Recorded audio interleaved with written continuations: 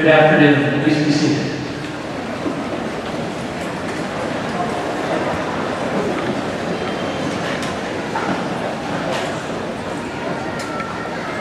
Students, parents, relatives, friends, distinguished guests, and colleagues, welcome to the 2014 commencement convocation of the SUNY College of Environmental Science and Forestry.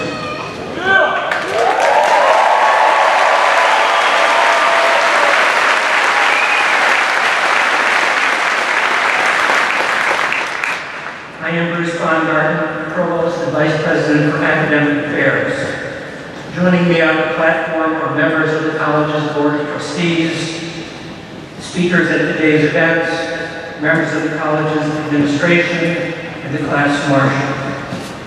We are here today to recognize and savor the achievement of a hard-earned goal achieved. We are also here to say goodbye to a formative phase of life and to look forward to a new life with new challenges and new rewards. To begin this rite of passage, it is my privilege to present Dr. Quentin Wheeler, President of the College of Environmental Science and Forestry.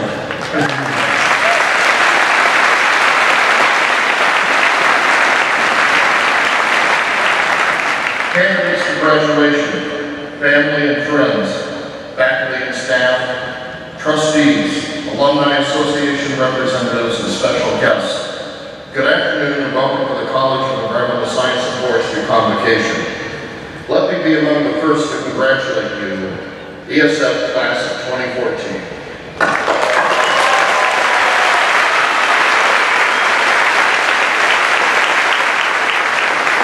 Robert Orban described the graduation ceremony as an event where the commencement speaker tells thousands of students dressed in identical caps and gowns that individuality is the key to success. At ESF, we know something about individuality.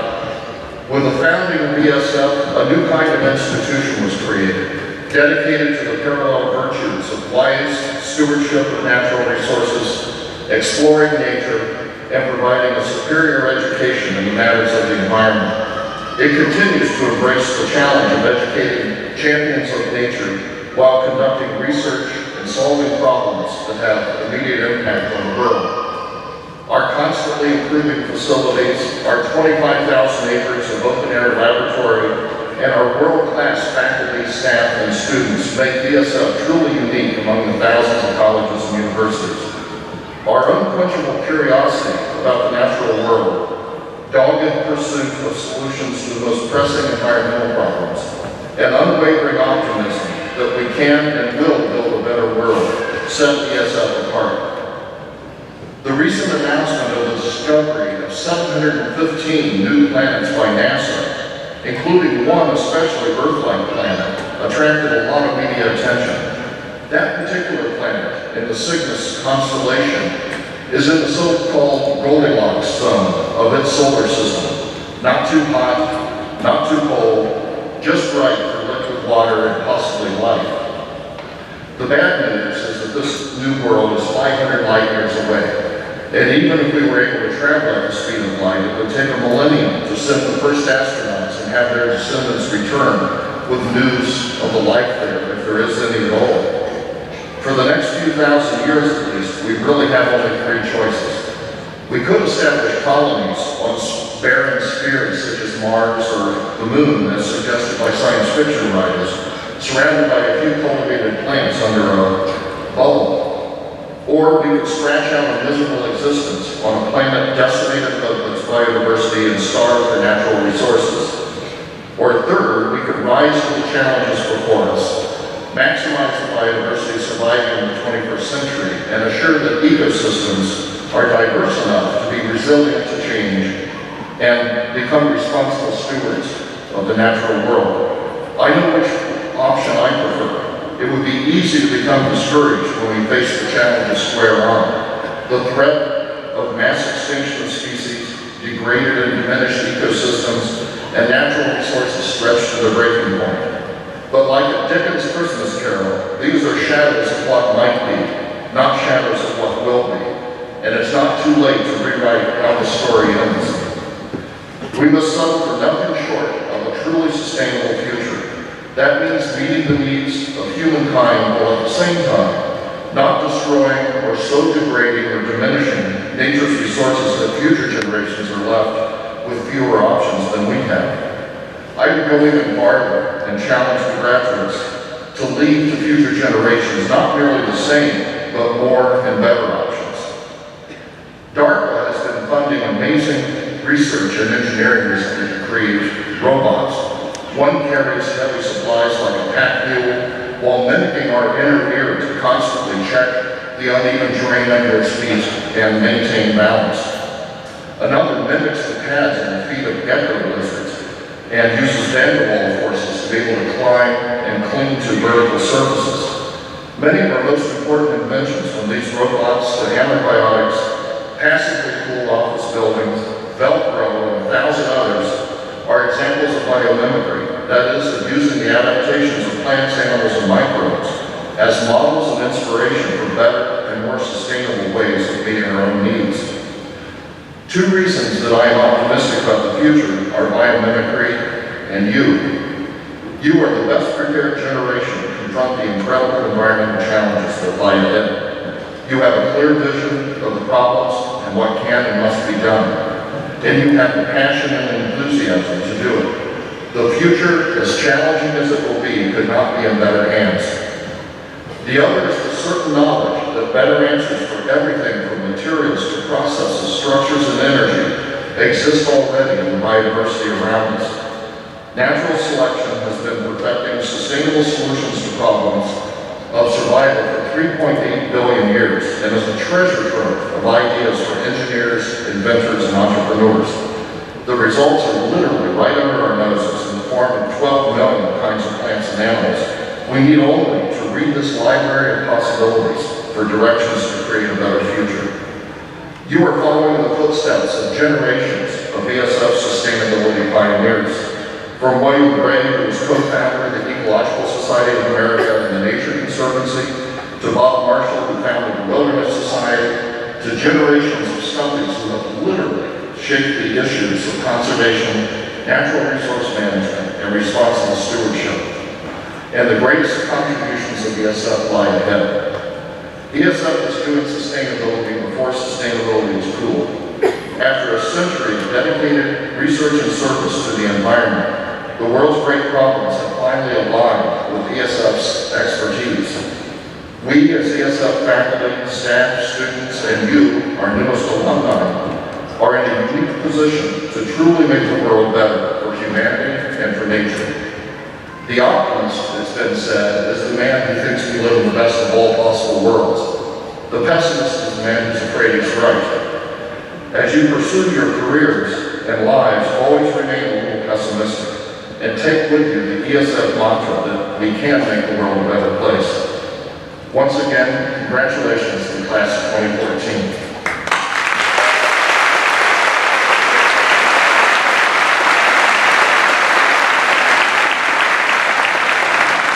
It's now my honor to recognize a few of the outstanding students of the class of 2014. I would like to first introduce you to this year's class marshals.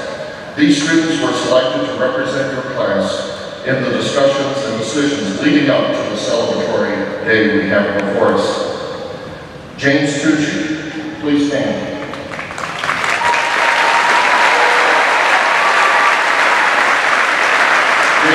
Graduating with a Bachelor's of Science in Environmental Biology with a focus on aquatic systems and a minor in water resources management. He's a member of the ESF Honors Program and served as a teaching assistant for 4 courses. From day one, JP was involved in student life here at ESF. He started out as a floor president in Sky Hall and from there became coordinator for the past 6 semesters in the Insomniac program. JP became an orientation leader in his sophomore year and spent his final fall semester as one of 2 head orientation leaders. JP also spent 2 fall semesters serving as a mentor to aid in the transition to college life. He has been actively involved in the Undergraduate Student Association, serving as treasurer, junior class senator, and a member of the finance board. Outside of classes, JP spent the summer following his sophomore year on the St. Lawrence Seaway, serving as a research technician for the Thousand Islands Biological Station, implementing fish population surveys and monitoring habitat restoration projects of threatened species. This past summer, he worked on his independent honors thesis sampling 25 lakes in the Rensselaer County region. His research will help property owners and researchers to establish a baseline for many aspects of aquatic ecosystems. Upon graduation, he plans to travel the world before pursuing his next goal. Next, Maureen Bishop, please stand.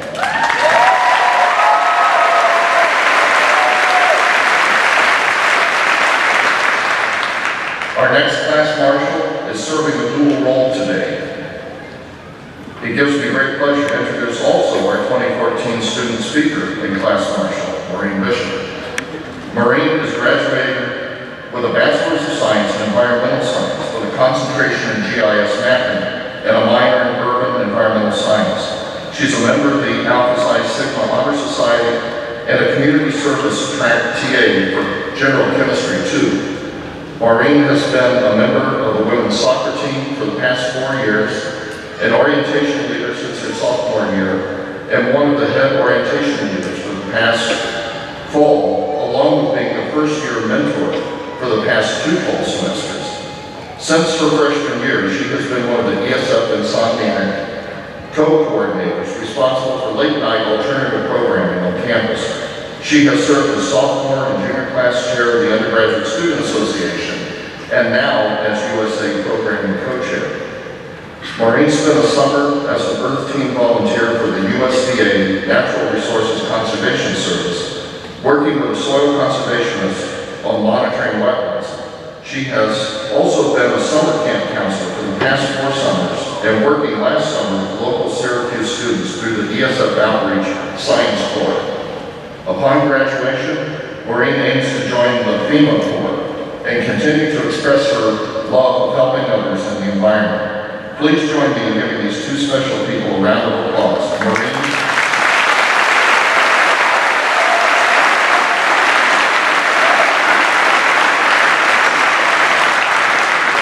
Maureen, I invite you to come to the podium and present comments to your fellow classmates.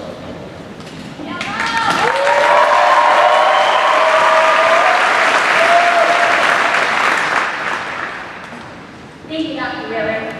Good afternoon to everyone, and congratulations to all those being recognized today for your accomplishments.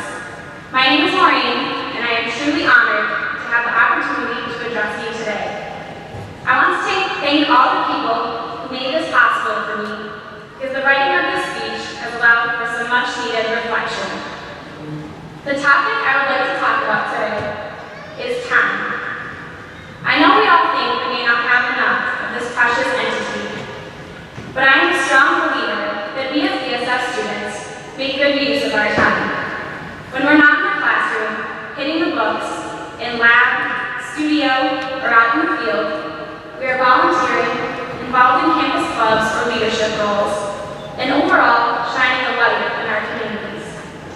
Today, I would like to ask that you all join me on a journey of reflection of 3 times in your life: your past, present, and future.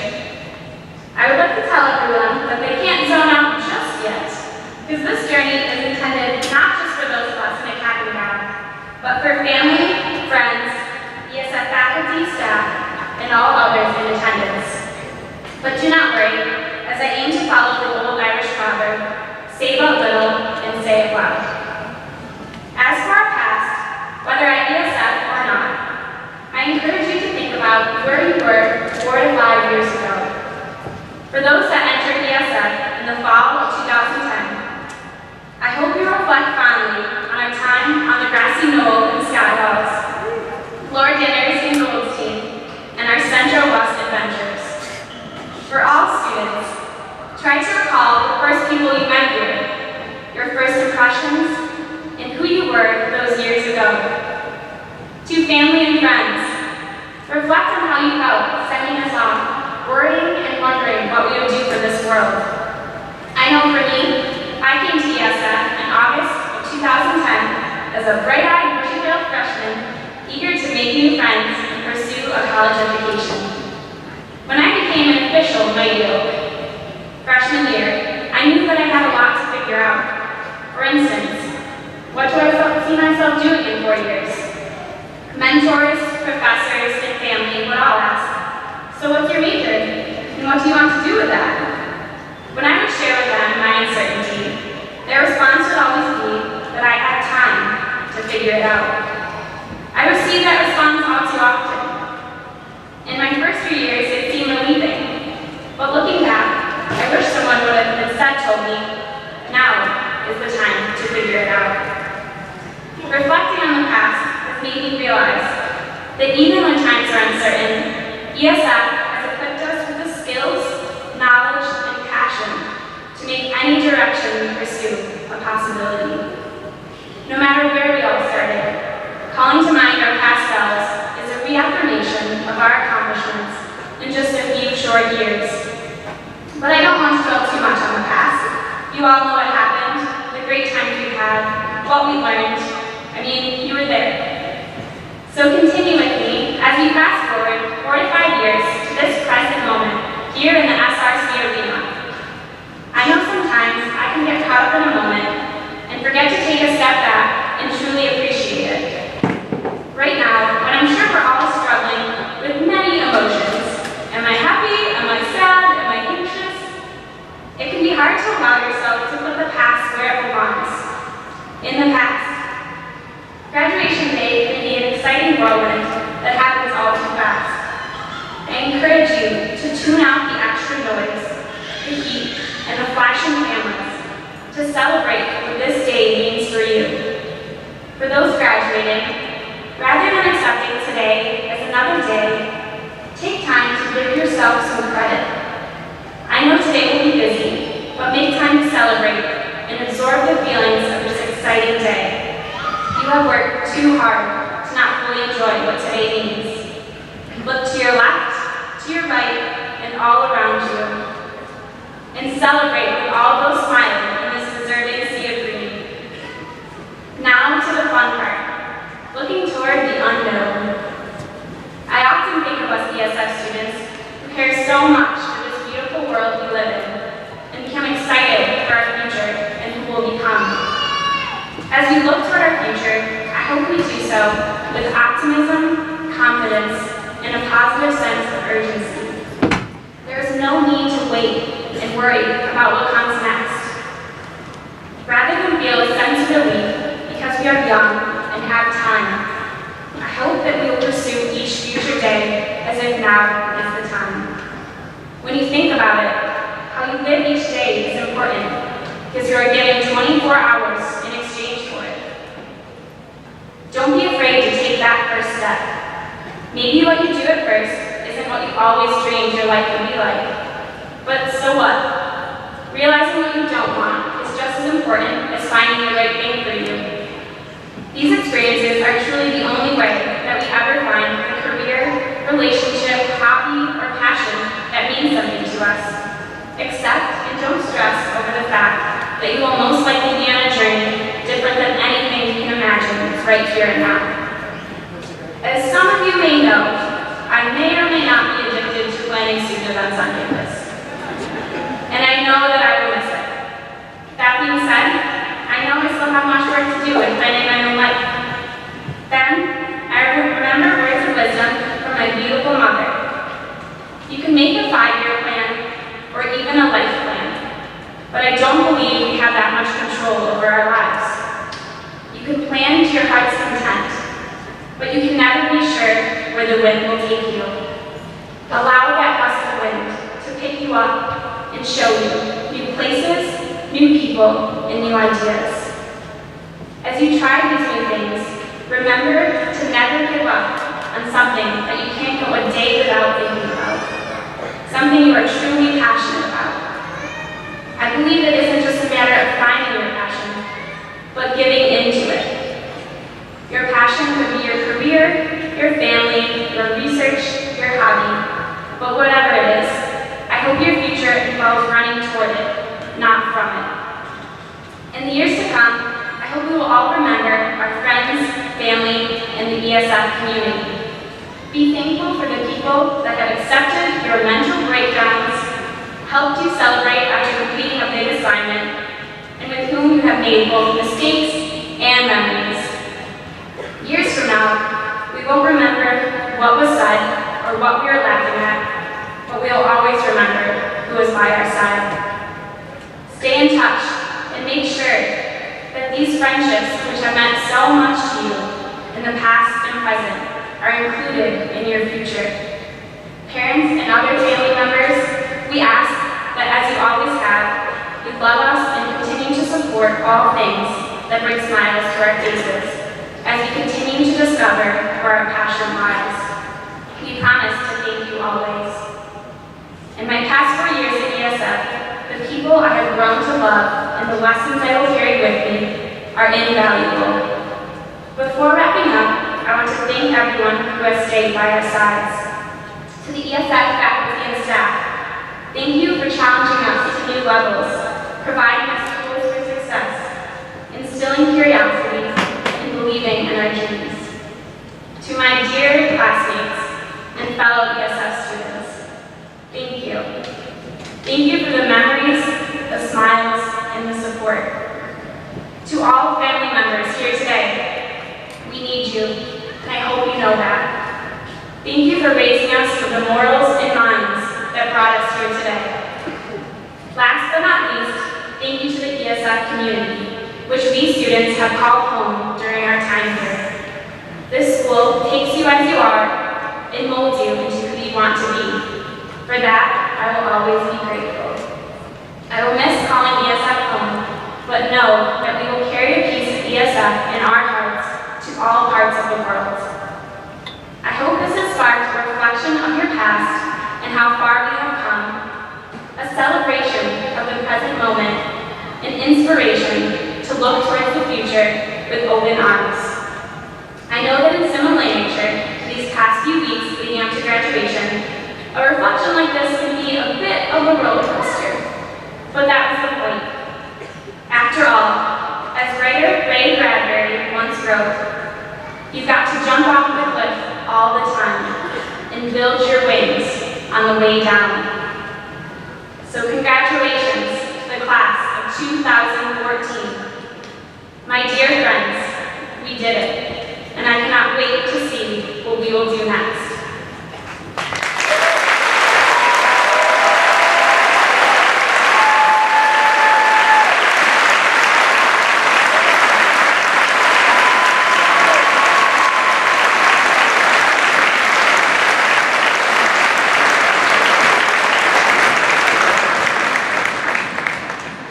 Thank you, Maureen, for those wise and inspiring words.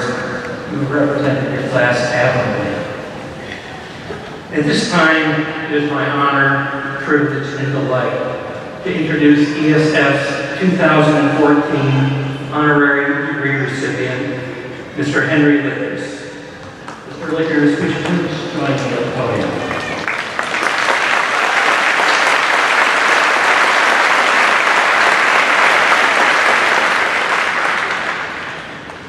Mr. Lickers, a member of the Turtle Clan, Seneca Nation, is an internationally recognized indigenous environmental leader who has pioneered the integration of indigenous and scientific knowledge to seek and implement sustainability solutions.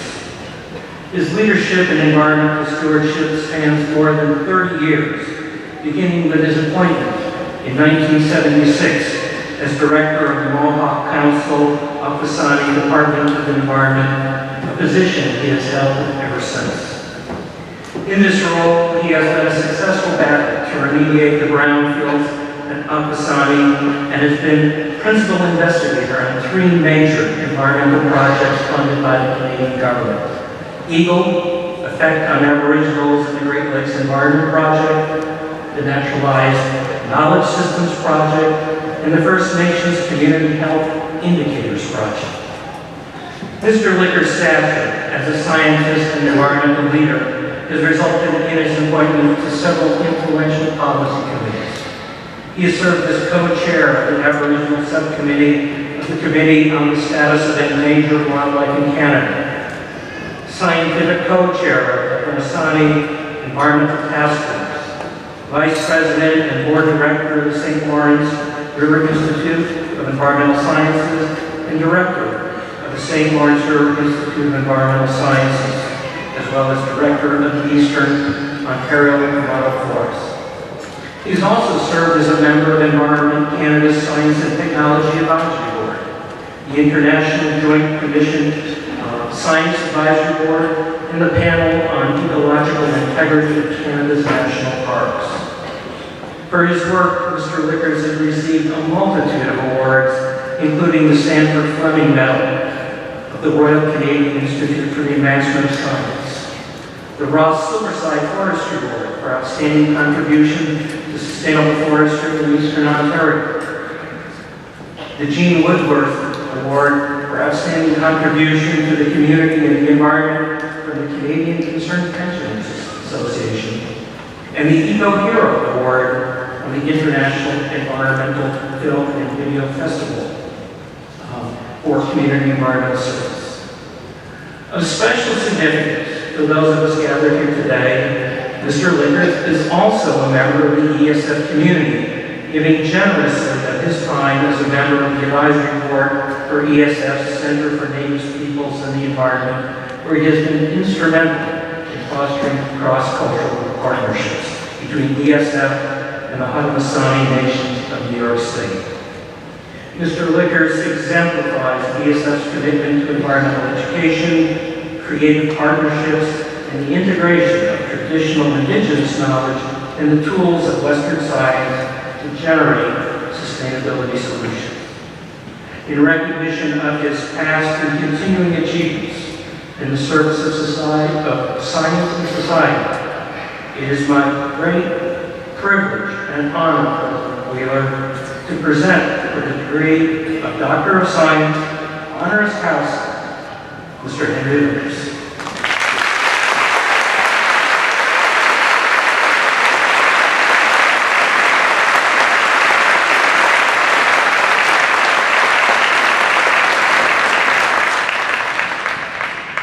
I'll now briefly read the citation that explains why we are honoring Henry Lickers today for his wonderful contributions.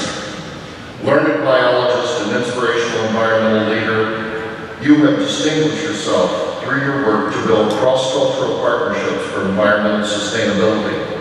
You meld scientific and indigenous knowledge to achieve understanding and a more sustainable future for us all. For 3 decades, you have led the Mohawk Council of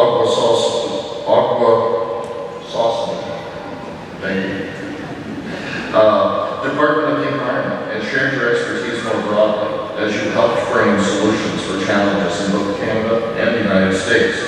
The array of concerns you have helped address involve Aboriginal peoples, the St. Lawrence River, forests in Ontario, and national parks in Canada. You are known as Haudenosaunee leader on matters of indigenous knowledge, science, and conservation, and you are author of influential writings on indigenous perspectives on resource management and environmental protection. Honored by your colleagues, you have spoken before the Ecological Society of America and academic audiences in both the United States and Canada. Your dedication to your field reflects the mission of the State University of New York in general, and the College of Environmental Science and Forestry in particular. You embody the spirit of SUNY ESF and serve as a role model and inspiration for our students, our faculty, and our staff. For your inspirational leadership and accomplishments that meld science with efforts to achieve public good, the State University of New York is proud to confer upon you the degree of Honorary Doctor of Science, College of Environmental Science and Forestry, May 10, 2014. Dr. Lickers, I invite you to address the audience.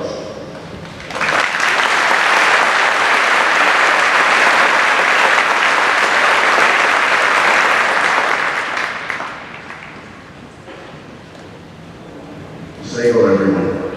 I'm very happy to be here today and I'm honored to be here. I bring you greetings from the Mohawk people of Akwesasne as we look south and see your community here. I'd also like to acknowledge the Onondaga people whose territory I'm in. It is important that we feel that honor and joy as we continue on, and to be recognized by your own peers as having achieved a pace in my life where you acknowledge the work that I've done. I had a phone call from a friend of mine who, Ken and I went to school together, and he did his PhD quickly. He said to me, holy smokes, he said, that's a hard way to get a degree. 40 years and working in your communities, and then writing hundreds of papers to go with that, supporting your governments and to do that, and now you get your degree. I said, wow, how long did it take you? He said, 3 years. I only wrote one. We both had a good chuckle about it, and we both appreciate the universities that we went to and the work that we did. And I think as you grow older in this time, you'll meet all of your friends again, and you'll talk about the things that you will be doing. We talked about our achievements, and I'm glad that some of them have been talked about. I can't walk on water, and I don't sing very well. But I'm glad that of the things that I've done, they seem to be easy labors, things that I've been able to work on and use the expertise that I've had in order to help those around me.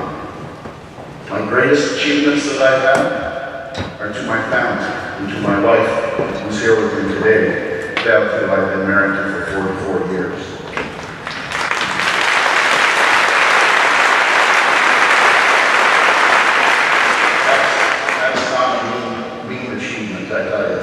A good degree to get to become father and husband.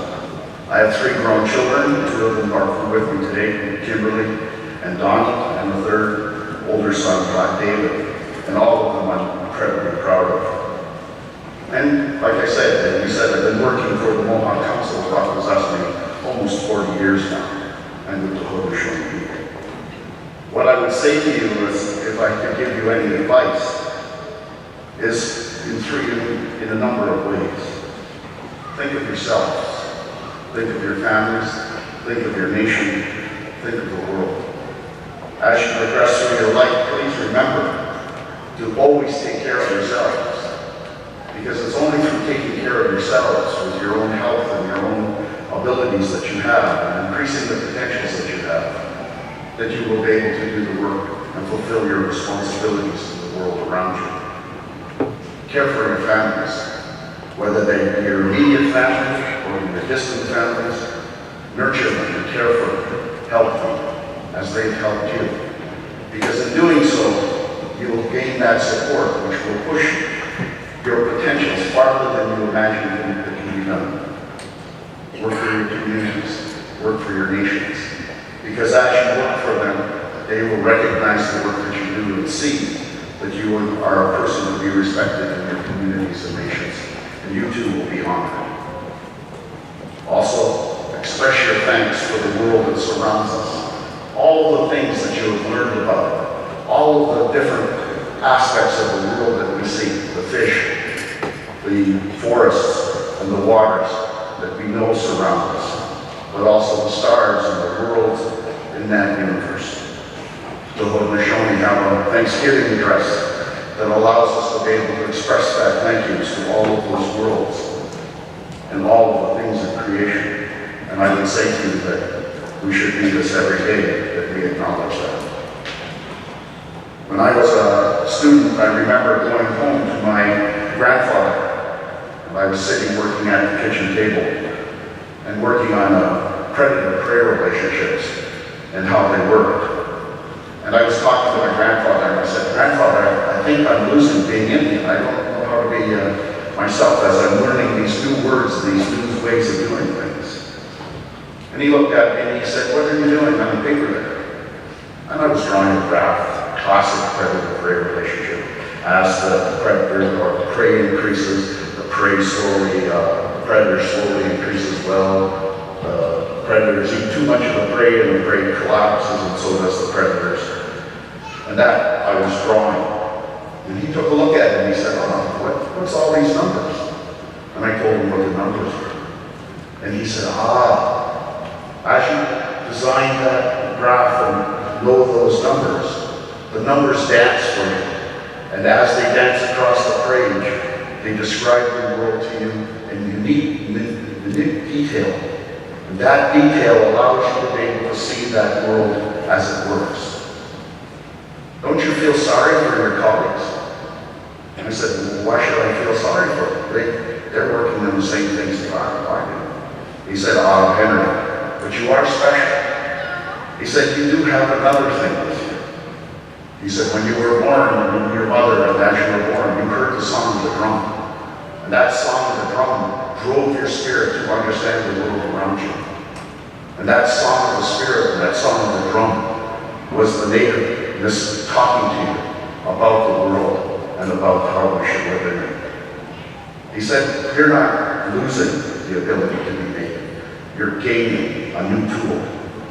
So he said, think about it this way. That as you go out into life and as you go out into the world, listen to and play with that dancing numbers because it's very important. But merge it with the song of the spirit, that sound of the drum. And if you do that, there'll be no problem in this world that won't be able to be solved. And I've done that to my grandfather for all these years. And I have been truly blessed to be able to come here and stand before you. And I promise you that I will continue to try to stay worthy of the honors that you give to me. You know,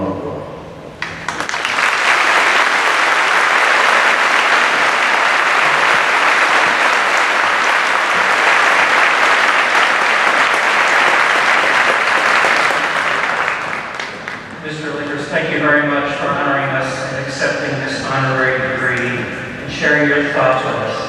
Now I invite President Wheeler and Chairman of the Board of Trustees, Edith DeMarchi, to proceed with the ceremonial putting of our honorary degree candidate.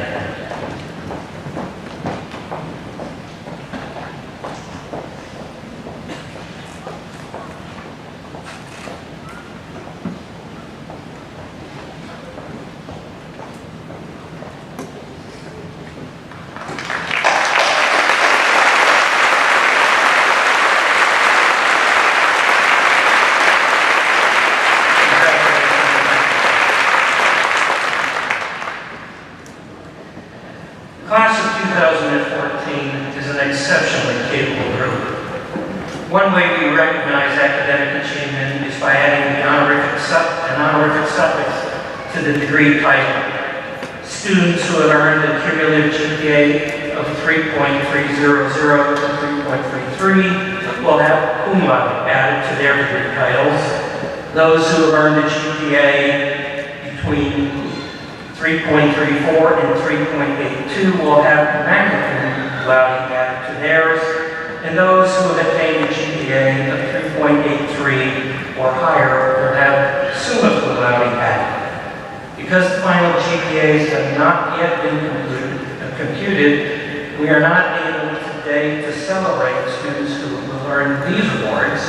However, we are able to recognize students who have made the honors list, the President's honors list, during their time in ESF. They are noted in your programs with an asterisk. Other academic honors are also shown in the program. The symbols next to the student's name refers to these honors. The key to the symbols can be found on the back cover of the convocation program. You will see that 23 bachelor's candidates have successfully completed requirements for ESF's honors program, and they were recognized earlier this morning. 26 have been inducted into Alpha Xi Sigma, the ESF Honor Society.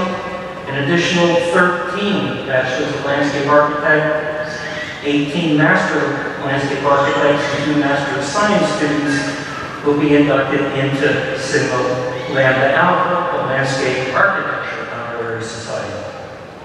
You will also notice 2 members of this year's graduating class are recipients of the 2014 SUNY Chancellor's Award for Student Excellence, Beverly Atuka and Lauren Alteo. Let's applaud that.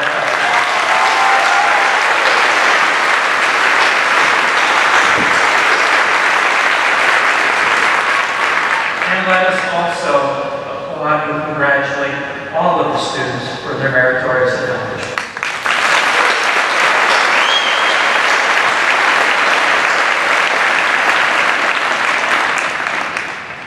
We now come to the main event of today's proceedings, recognition of the students who are graduating from ESF. Would Class Marshals Maureen Bishop and James Tucci please position yourselves to assist in the ceremony. I also ask Chairman of the ESF Board of Trustees, Ms. Vita DeMarchi, and President Wheeler to come forward and congratulate the graduates. First, we will recognize candidates for the bachelor's degrees. They will be called by academic department. The first student called for each academic department will be its departmental scholar, a student selected by the department faculty as best demonstrating drive and success in the pursuit of knowledge through a combination of curricular and co-curricular achievements. Other students will be called in random order. To begin the recognition, I now call upon Dr. Gregory Boyer, Chair of the Department of Chemistry, to present graduates completing the BS degree in chemistry. Dr. Boyer.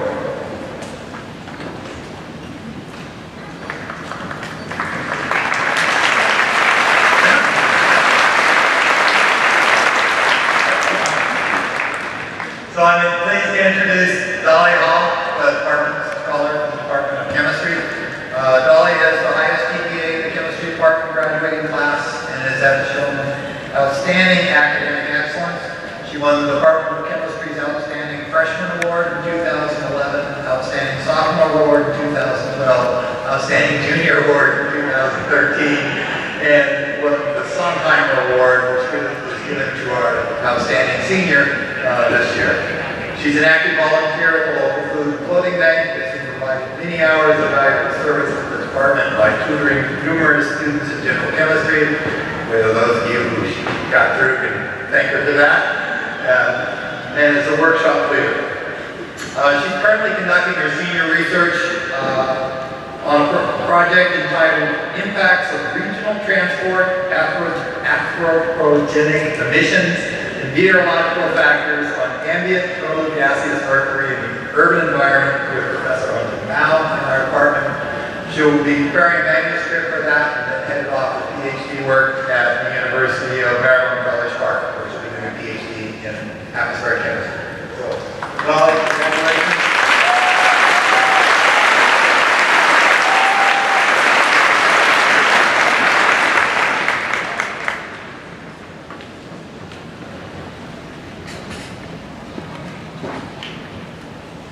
Next, Jeffrey Russell.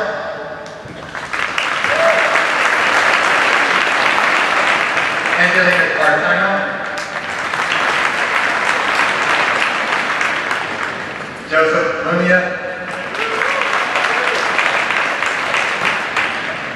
Michael Collis.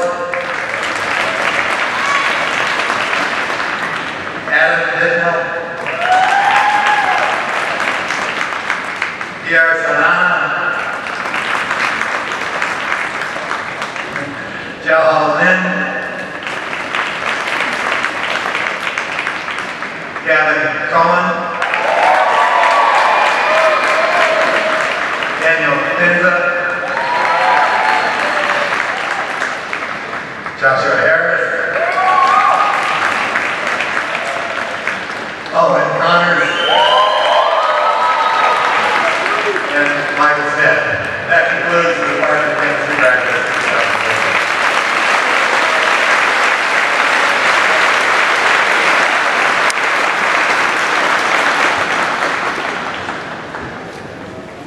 I now call upon Dr. Gregory McGee, undergraduate working coordinator in environmental and forest biology, to present graduates completing BS degrees in the 7 majors administered by his department.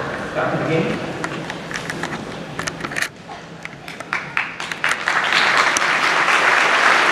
Good afternoon. Morgan was so far. It's my pleasure to introduce Morgan Conley. Morgan is the Department of Environmental and Forest Biologist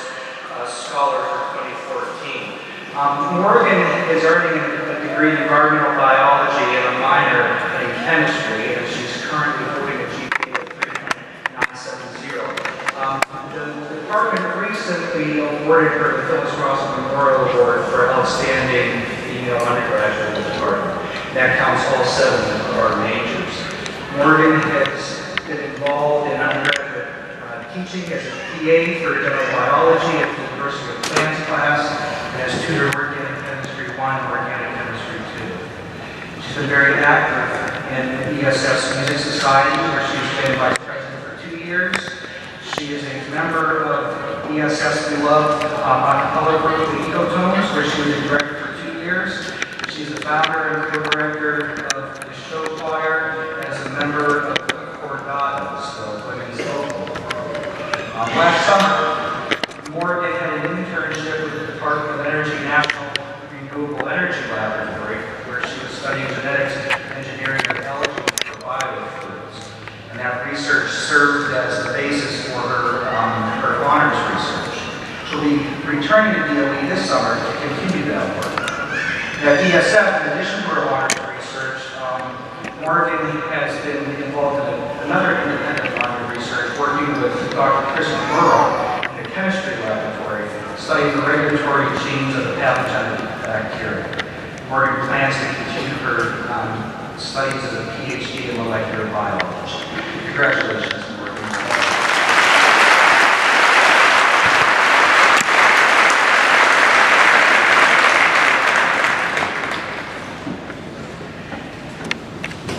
Amy Shaw.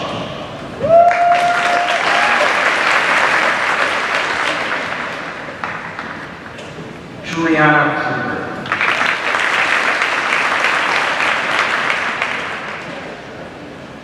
Farrah Hashley.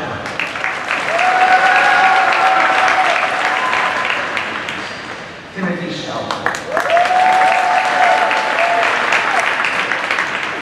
Lauren Religion.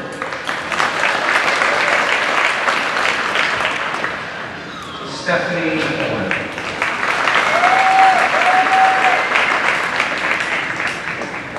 Emily Kaczynski.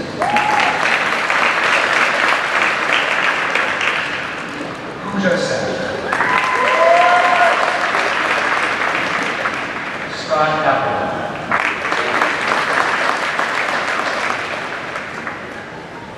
Sarah McNamara.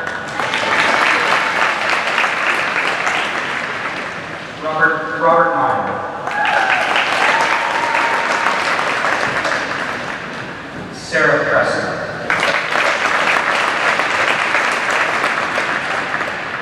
Taylor Whitman.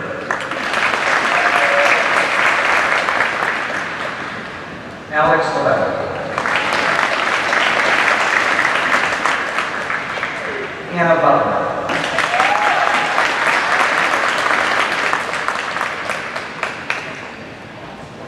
Emily Galanis.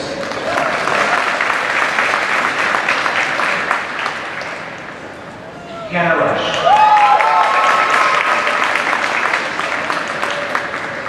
Marissa Peter.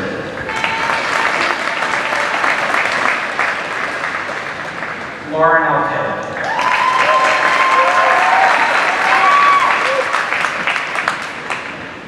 Isabella Garrow. Michelle McCollum.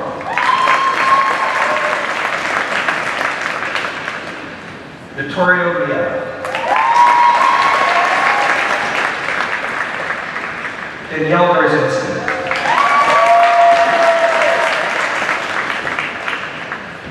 Adrian Trout.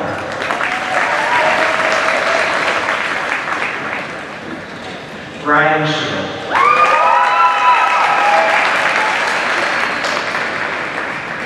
Christopher Shaw.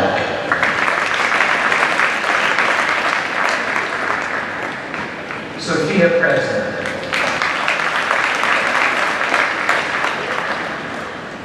Nathan Donato.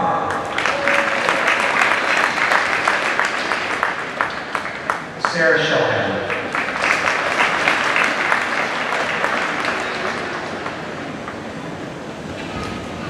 John Zuma.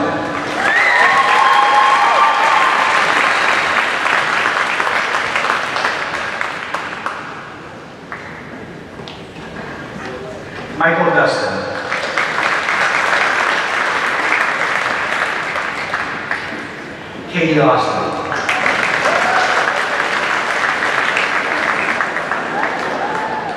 Katie Lowe.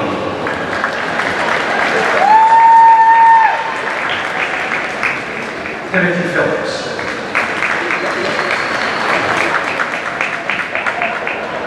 Kayla Phillips.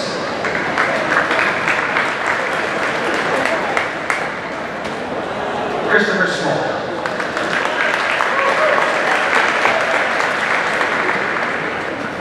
Nathan Cuddy.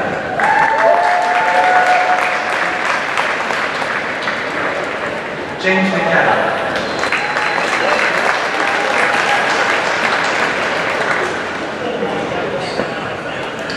Adebola Abiola.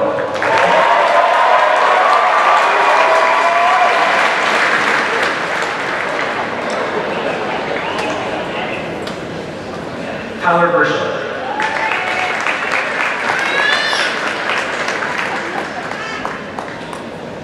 Jacob Perry.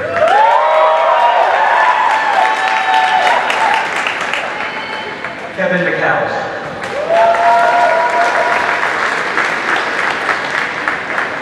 Emily Bauer.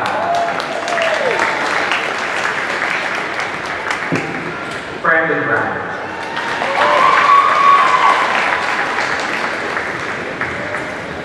Andrew Leeson.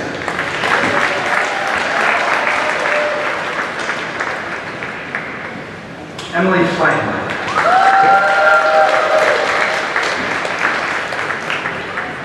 Tyler Knapp.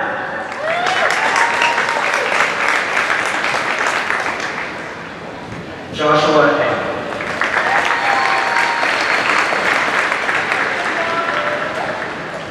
Andrew Timmons.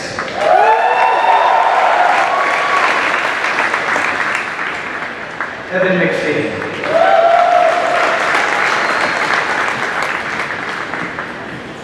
Edward Pipers.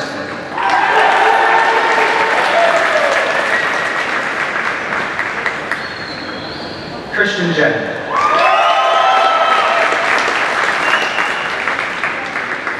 Caleb Bartholomew.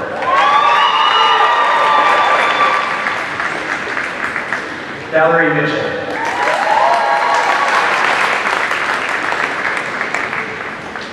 Catherine McManus.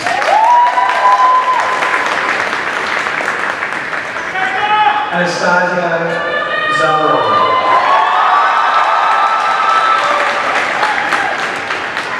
Harold Nugent.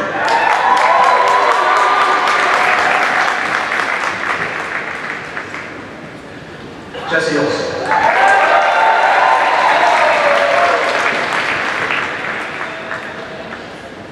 Leah Cobb.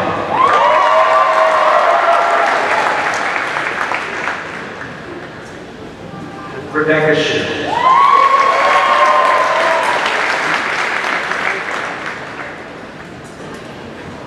Shayla Garrett.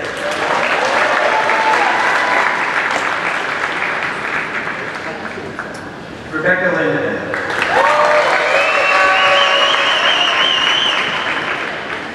Kristen Fellows.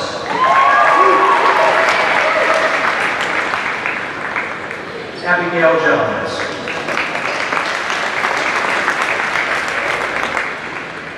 Kelsey Mason.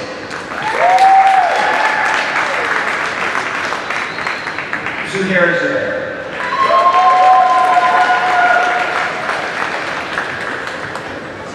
Michael Grassa.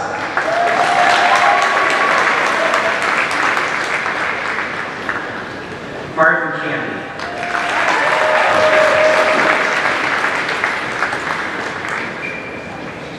Owen Hyde.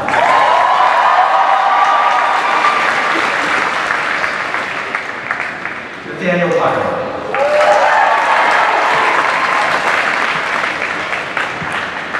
Logan Osterholt.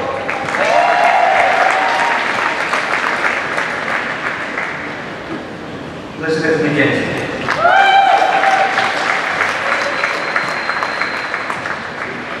Taylor Grayson.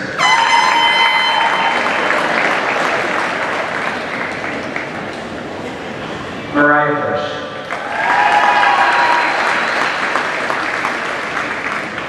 Claire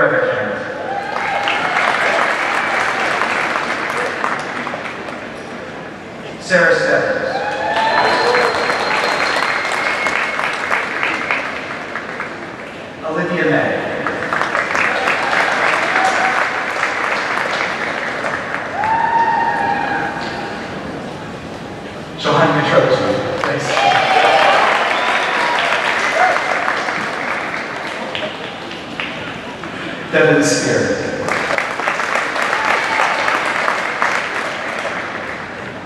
Sean Hall.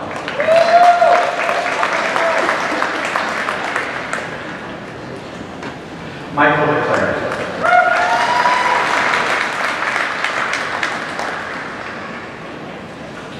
Logan Will.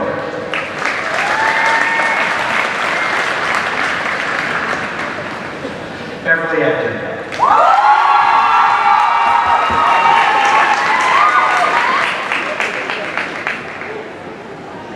Tiffany Burkinsville.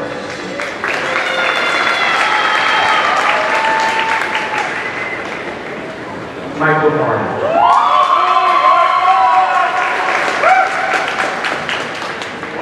Joseph Soyers.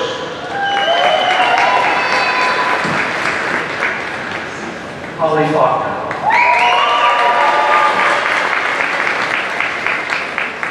Stephen Grant.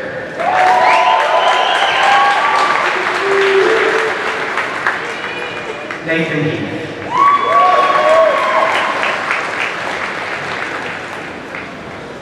Kristen Carey.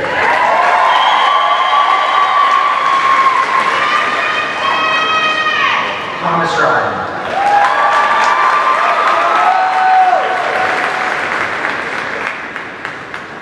Brenda Carter.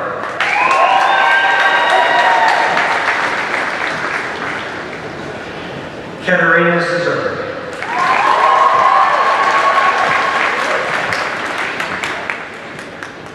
Olivia Gagliardi.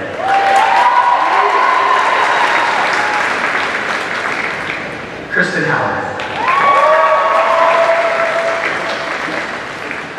Ethan Tran. Erica Tardif.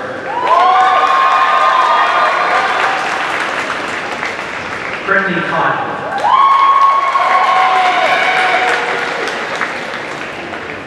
Nicole Moore.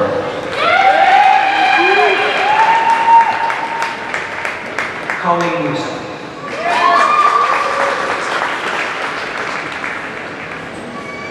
Timothy Home.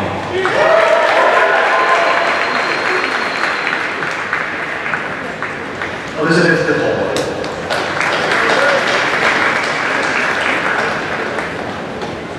Erica Colosino.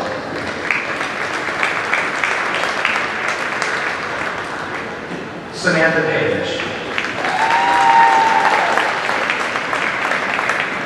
Timothy Callahan.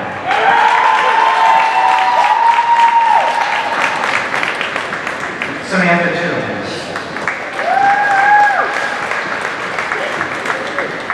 Elizabeth McEwen.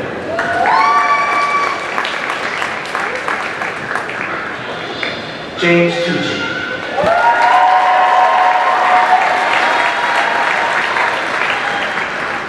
And Cameron Carter. This is the 2014 American List of Environmental and Forest Biology.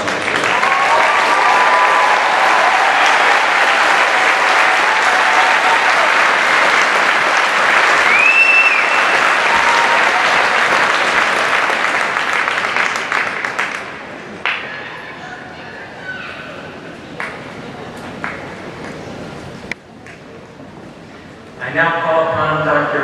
Theodore Andretti, Chair of the Department of Environmental Resources Engineering, to present graduates completing ES degree in his program. Dr. Andretti.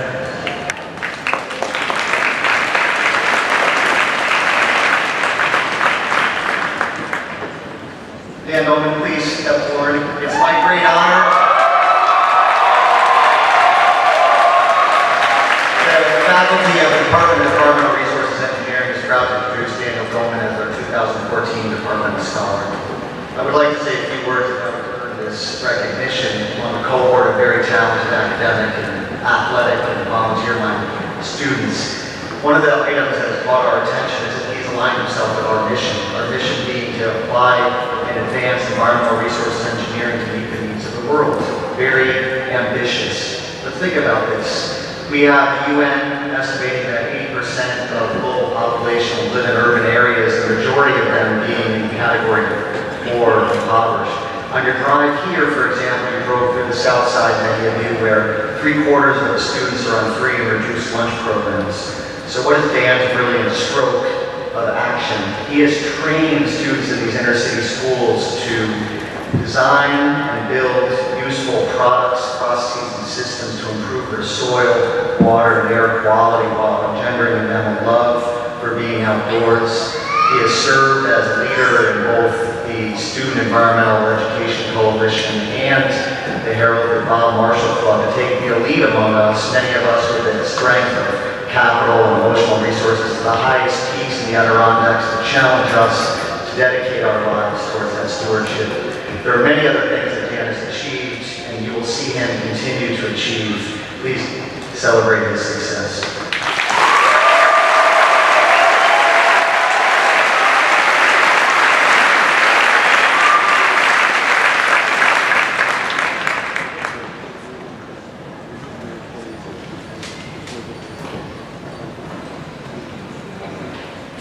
We have scholars coming along that have stunned us. We have someone from the Jersey Shore that has just joined the platform.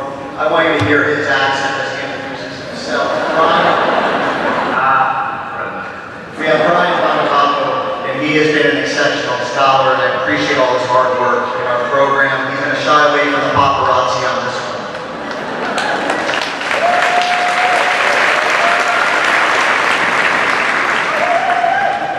We have Alexander Williams.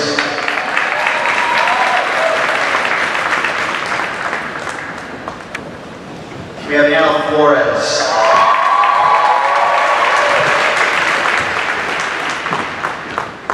We have Eric Bureau.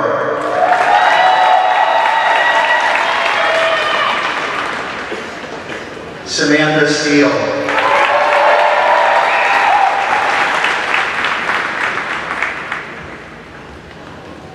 Christian Hill.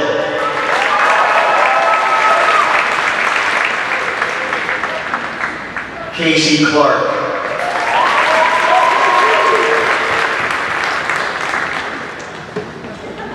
Elliot Alexander.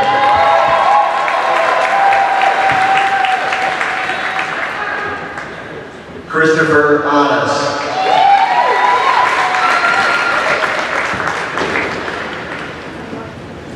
Jared Randall.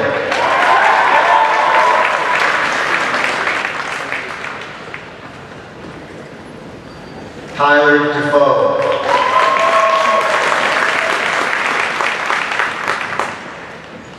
Sean Arnott.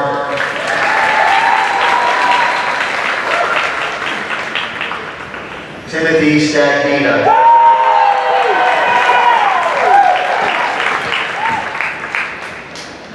Natalie Barber.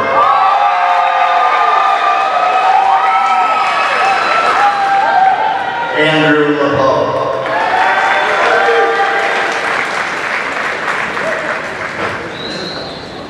Stephen Johansson.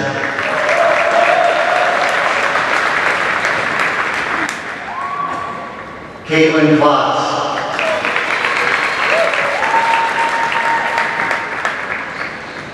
Jonathan Rice.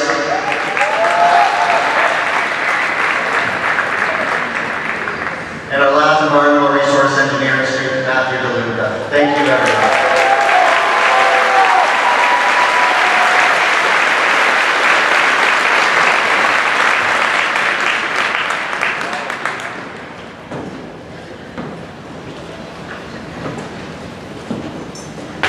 I now call upon Dr. Russell Briggs, Director of the Division of Environmental Science, to present graduates completing the BS degree in his program. Dr. Briggs.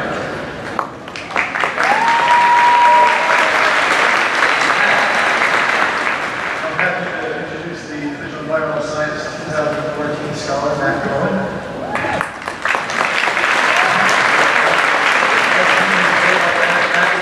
Non-traditional student, non-traditional in terms of perhaps age, traditional in terms of his study habits.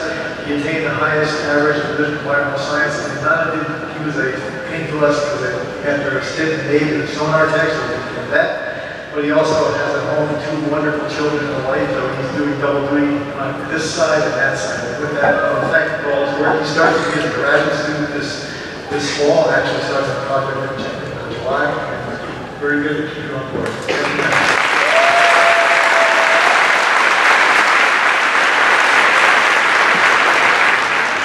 Michael Sawyer.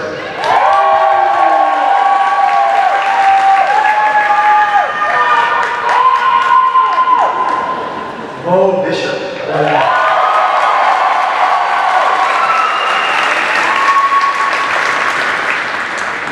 Jason Shank.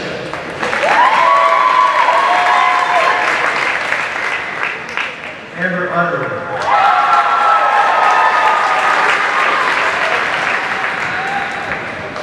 Bridget Moneymaker.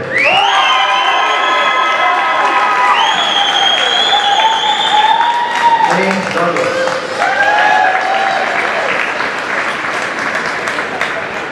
Nick Hart.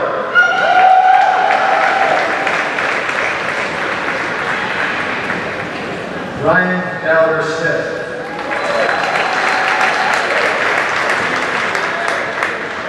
Dave Hunter.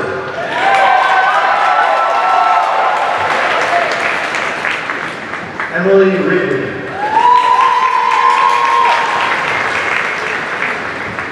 Johannes Helder.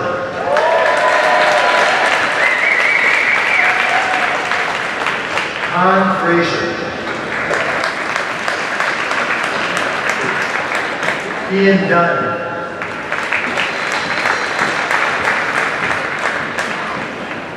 Bill Shee.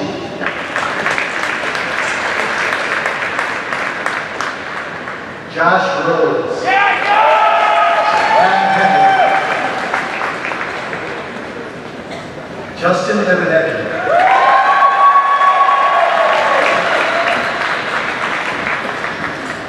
Jacob Gaskell.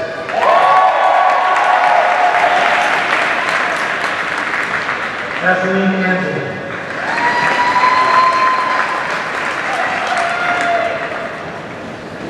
Justin Kumar.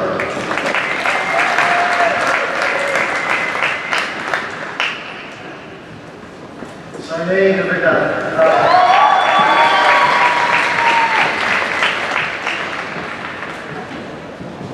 Chris Devine.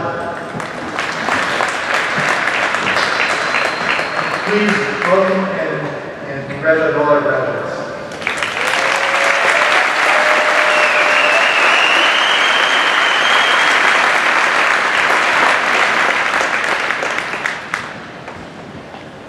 I now call upon Dr. Valerie Luzatis, Chair of the Department of Environmental Studies, to present graduates completing the BS degree in her department. Dr. Luzatis.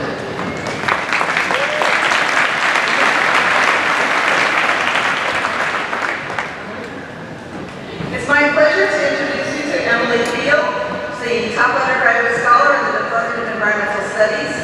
She's a promising young professional in our Environment, Communication, and Society option, the highest GPA in the department. Her senior capstone work involved conducting a rhetorical analysis of appeals made by environmental activists as part of 350.org's fossil free divestment campaign to understand how these efforts are structured to create a certain effect. In addition to her academic work, Emily volunteers doing community service, such as digitally preserving local history at the Chemungkima County Library. She plans to be a science communication specialist, and Emily will be interning with us here at ESF this summer with the New American Environmentalism Initiative, and then will expect to take the civil service exam and hopes to become a public information officer for the New York State Department of Environmental Conservation. Congratulations, Emily.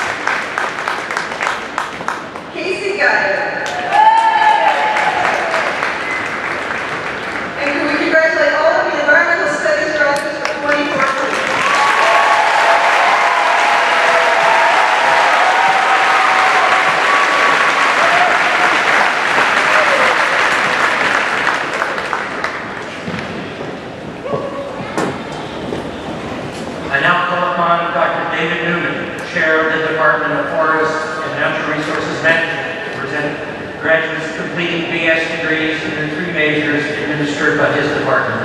Dr. Newman.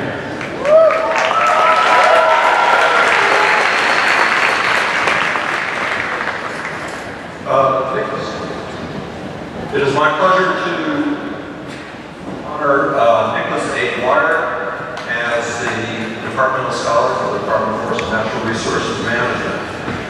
Nicholas is from Moravia, New York, and will be graduating from ESF in just 3 years. After completing his high school degree there, where he was salutatorian. He entered ESF after completing an AAS in Forest Technology at the Ranger School, where he was the class valedictorian and the Dendo Diamond recipient. While a student here at ESF, he received the Berkeley Award for academic excellence. Next year, Mr. Dwyer will attend Syracuse University to complete their joint JD MBA program through the law school and the Maxwell School of Citizenship and Public Affairs. Congratulations.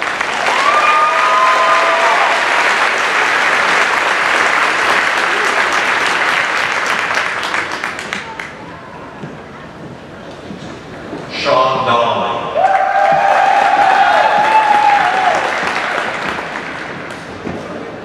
Catherine Capiello.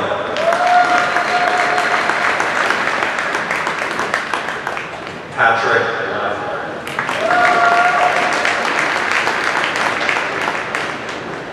Gabriel De Brito.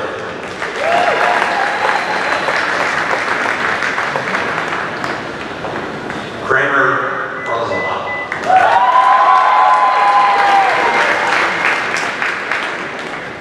Samuel Larrabee.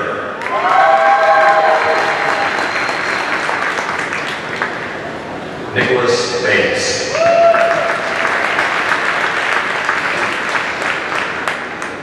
Kyle Schnepp.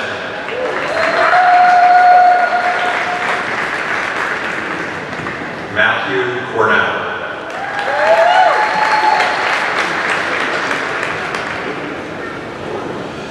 Jordan Heller.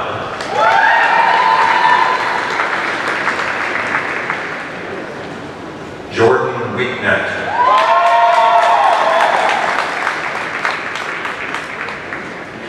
Joshua Director.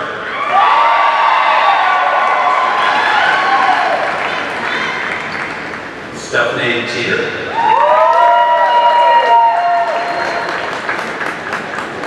Caitlin Murphy.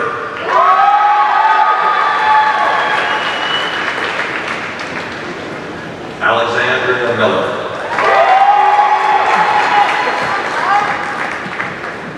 Kristen Campbell.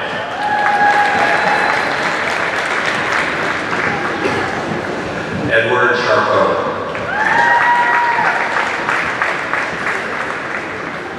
Dora Redner.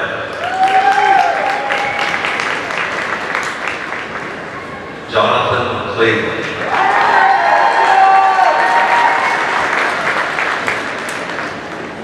Drew Derrick.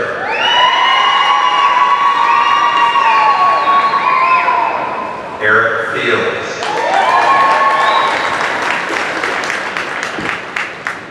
Jonathan Soto.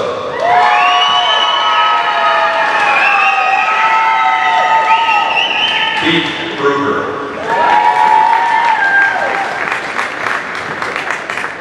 Xuan Chen.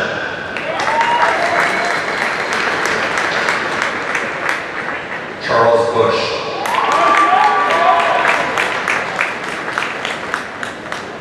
Leah Davis.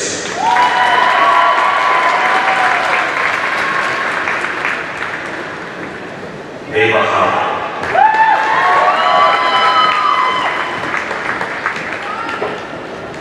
Rebecca Gray.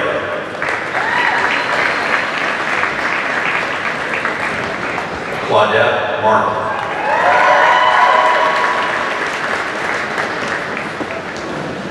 Jessica Kraft.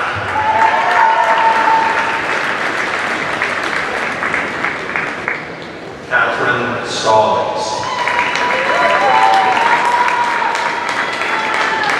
Robert Smith.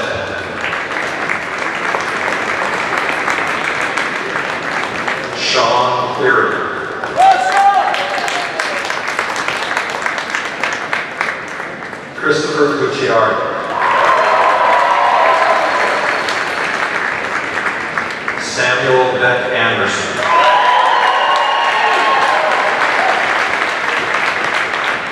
Corey McCarty. Jeremy Birchie. Congratulations to the graduates of the Department of Forestry and Natural Resources.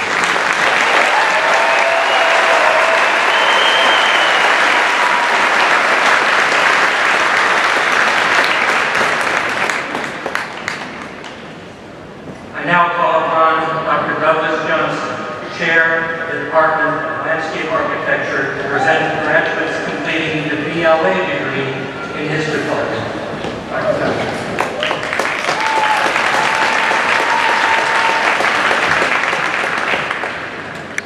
I'd like to introduce Jim Long is from Brooklyn, New York, and graduated from Brooklyn Tech High School.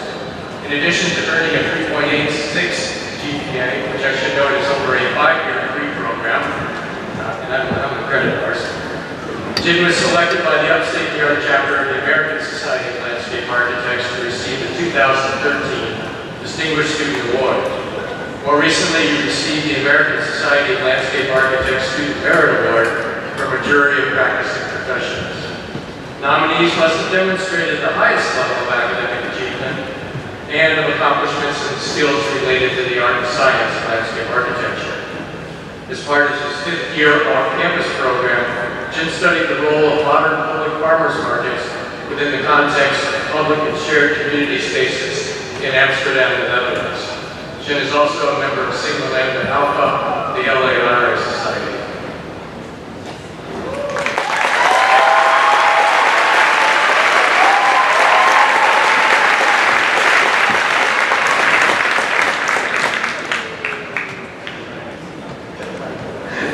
Daniel Arsenault.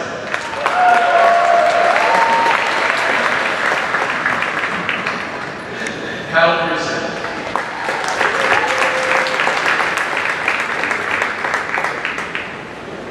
Tom Christensen.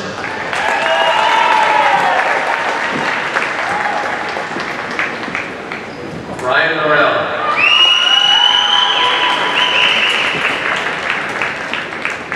Sarah Bonacos.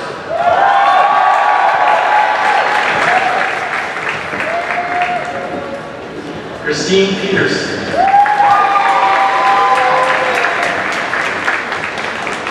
Joshua Baer. Eric Latz. Olivia Bennett.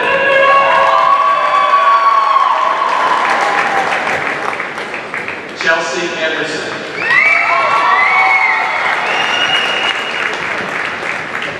Julia Brophy.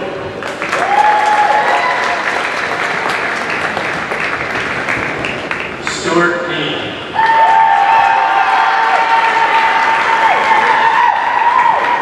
Joshua Roach.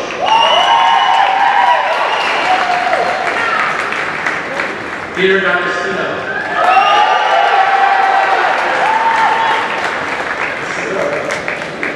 McLean Fleming. James King. James Rose.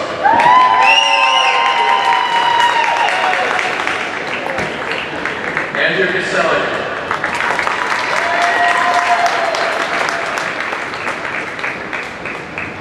Zachary Collette.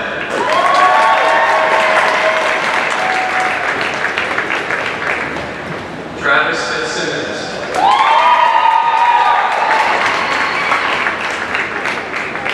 Bridget Braun.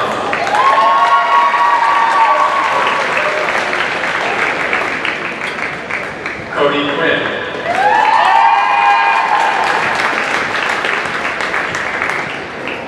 Nathan Lafayette.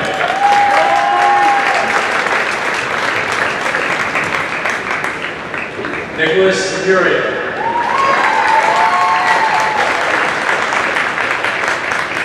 James Mendez.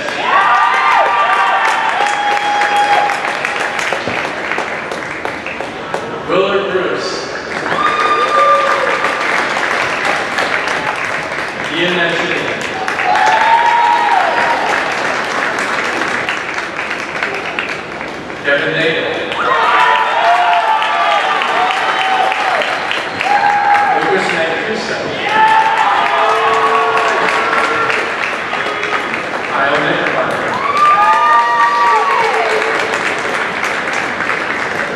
Derek Fauci.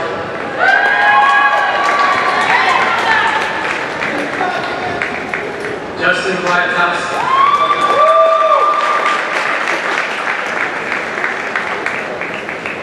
Heng Chu.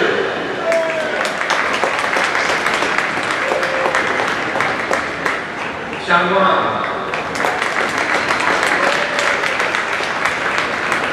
Susan Young.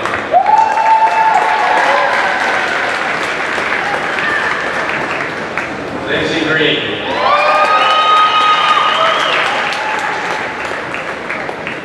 Matthew Herbert.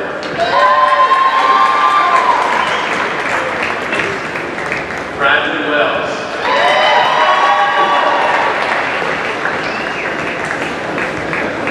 David Morzan.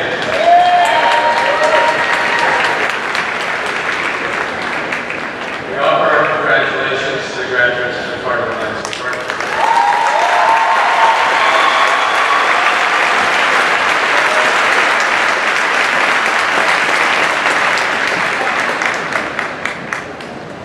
I now call upon Dr. Gary Scott, Chair of the Department of Paper and Bioprocess Engineering, to present graduates completing BS degrees in the 3 majors administered by his department.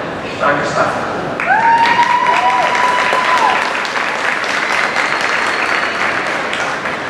It is my pleasure to introduce Derek Walters as the Department Scholar for Paper and Bioprocess Engineering. Derek started at ESF in Paper Engineering in 2011 after transferring from Mohawk Community College, where he obtained a degree in chemistry and worked as a math tutor. Derek graduates with the highest GPA in the Paper and Bioprocess Engineering department and is known as a very outgoing and helpful student that also takes on many responsibilities. He is respected by his fellow students, and it's a pleasure to work with him. During his time at ESF, he has completed internships at First Quality Tissue in Pennsylvania and NORPAT in Washington State. In his free time, he enjoys being outdoors, mountaineering, especially if his brothers come along. After graduation, he will start his career as a process engineer at DuPage in Wisconsin Rapids, Wisconsin, a leading producer of printing and specialty paper in North America. Please join me in congratulating Derek Walters.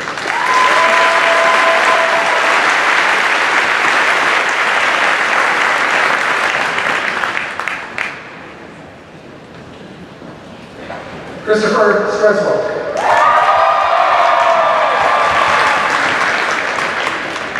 Nicholas Rosanson.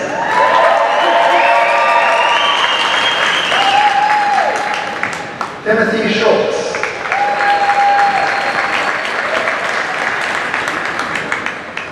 Joseph Piazza.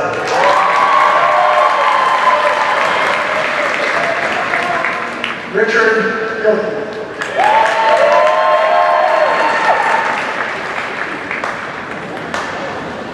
Timothy Lombardi.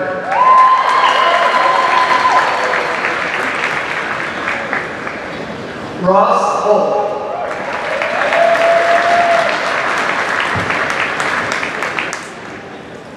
Emma Hutton.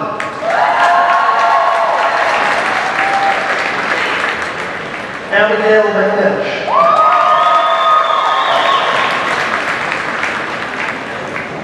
Christopher Brown.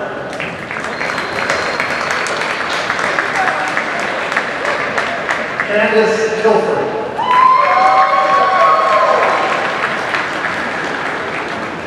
Wentao Liu.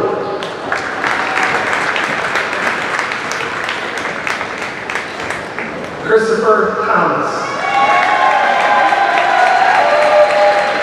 Please join me in congratulating the graduates of the Department of Paper and Bioprocess Engineering.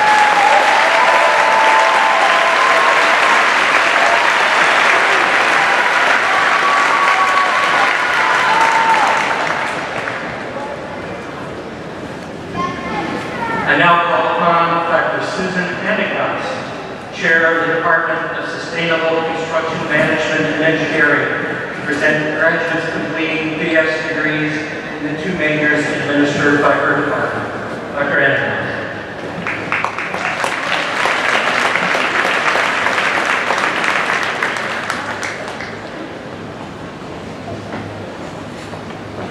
It is my pleasure to announce Saul Cepeda as the Department Scholar for Construction Management for 2014. Not only did Saul have the strongest academic record in construction management, he is very well liked by all and was the unanimous choice of our faculty to be this year's scholar. I'm very pleased to present this award to Saul. Unfortunately, Saul could not be here today. He graduated last December and has just started employment as a project manager, which is good news.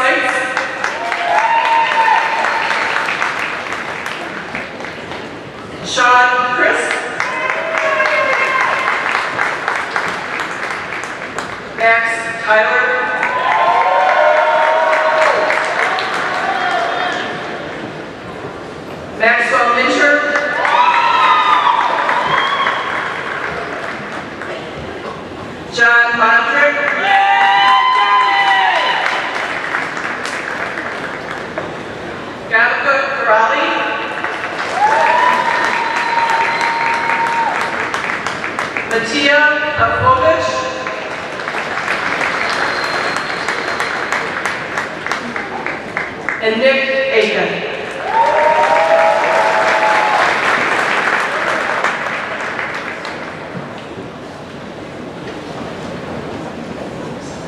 I'd like to congratulate all the graduates of Construction Management for 2014.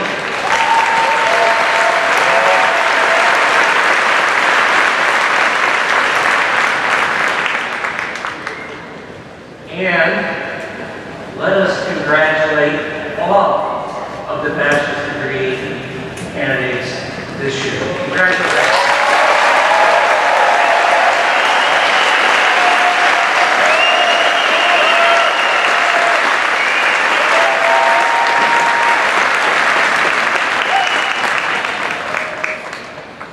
I would now like to call upon Professor Scott Shannon, Associate Provost for Instruction and Dean of the Graduate School.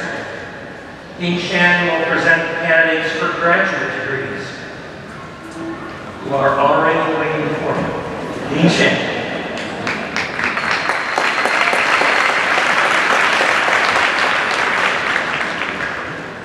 I'm very pleased to represent the graduate school today in awarding degrees to all of our distinguished graduate students. To begin, will the master's candidates please step forward? And will each major professor please rise and be recognized as we congratulate each master's candidate.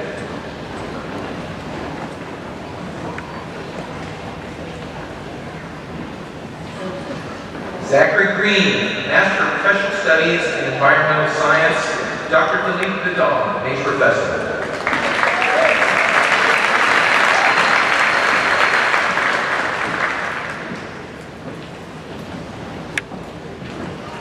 Matthew Cripps, Master of Professional Studies, Environmental Science, Professor Emmanuel Carter, Major Professor.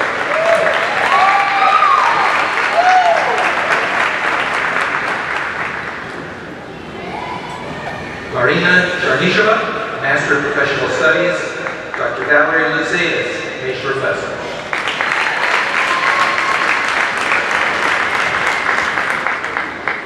Owen Hunter, Master of Science, Environmental Resources Engineering, Professor Doug Daly and Dr. Jennifer Smith, Co-Major Professor.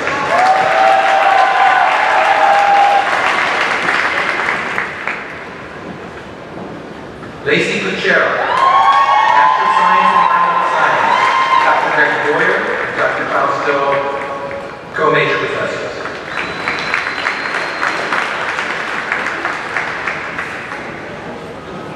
Carolyn Wynn, Master of Science in Environmental Science, Dr. Greg Boyer and Dr. Klaus Dillon, Co-Major Professors.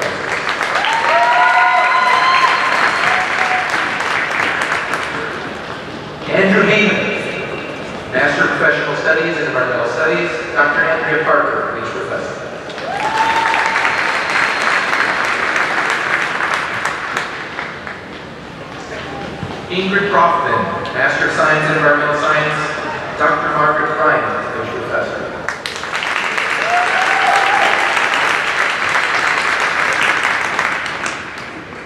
Joshua Gomez, Master of Science in Environmental Science, Dr. Philippe Vidon, Associate Professor.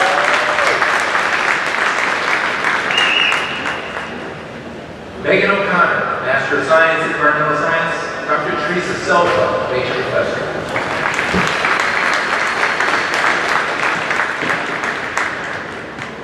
Anissa Diane Patili, Master of Professional Studies in Environmental Science, Dr. David Sonnenfeld, Associate Professor.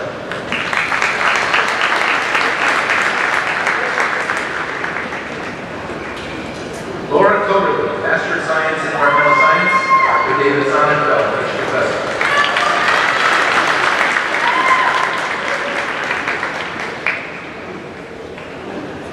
Nargis Artushev-Skava, Master of Science in Environmental Studies, Dr. Richard Smart.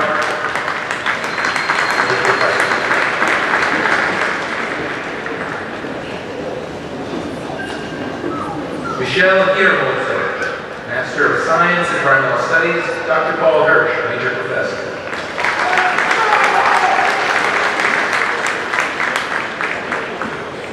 Erica Tauser, Master of Science in Environmental Studies, Dr. Valerie Lizadas, Major Professor.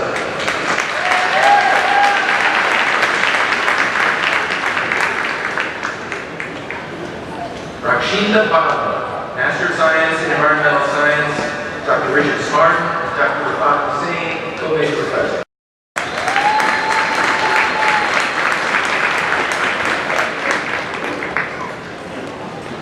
Nina Camargo, Master of Science in Environmental Studies, Dr. Richard Smart, Major Professor.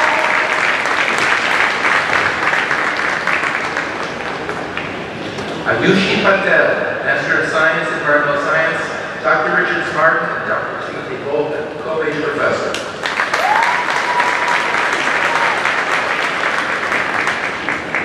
Zhao Yang, Master of Science in Environmental Studies, Dr. David Sonnenfeld, Major Professor.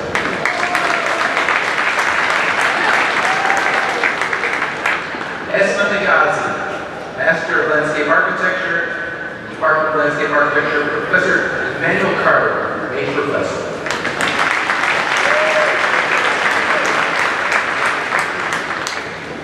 Natalia Kahida Elmer, Master of Landscape Architecture, Professor Emmanuel Carter, Major Professor.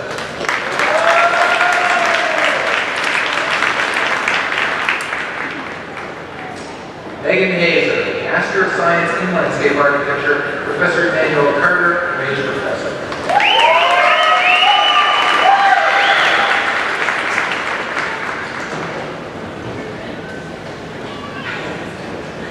Dagan van Slarenden, Master of Landscape Architecture, Professor Emmanuel Carter, Major Professor.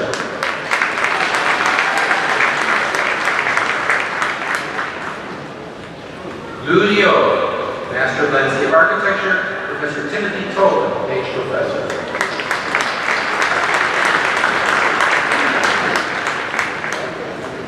Yue Huang, Professor Emmanuel Carter, Major Professor, Master of Landscape Architecture.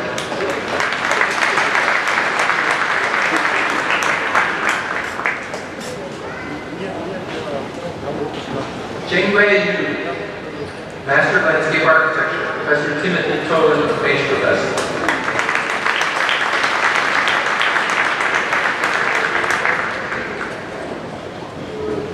Kimberly Doherty, Master of Landscape Architecture, Professor Anthony Miller, Major Professor.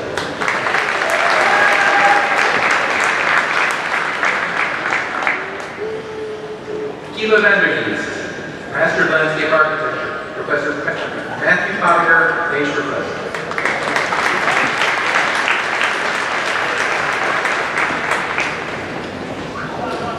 Rie Iriyama, Master of Science in Environmental and Forest Biology, Dr. Danny Fernando, Major Professor.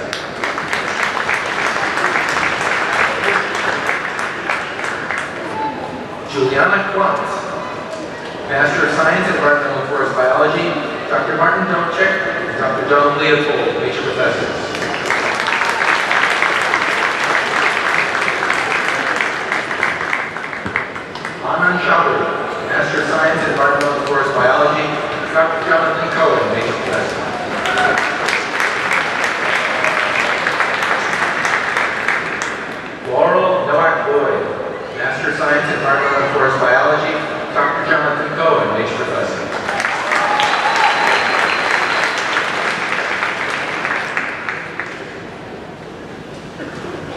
Emily Ogburn, Master of Science, Environmental and Forest Biology, Dr. Kara Lindberg and Dr. Christopher Witz, Nature Professors.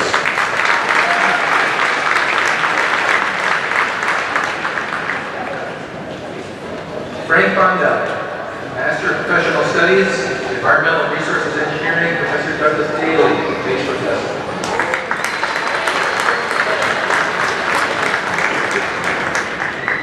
Emma Angelos, Master of Professional Studies, Environmental Science, Dr. Susan Niederlin, Nature Professor.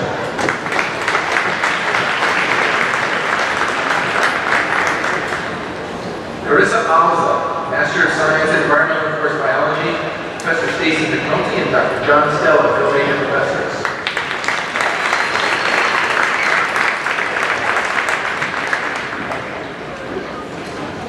Sylvia Salazar Bayasai, Master of Science, Environmental and Forest Biology, Dr. Jacqueline Frere, Nature Professor.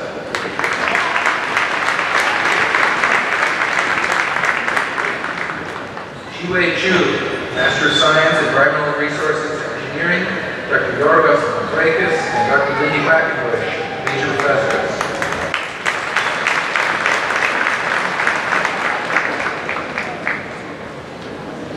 Jean Ray, Master of Science in Environmental and Forest Biology, Dr. Elizabeth Volta, Nature Professor.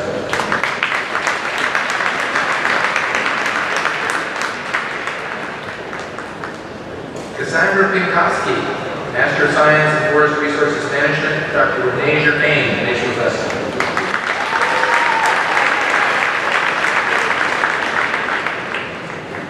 Courtney Compton, Master of Forestry, Forest Management and Operations, Dr. Ralph Nyland, Nature Professor.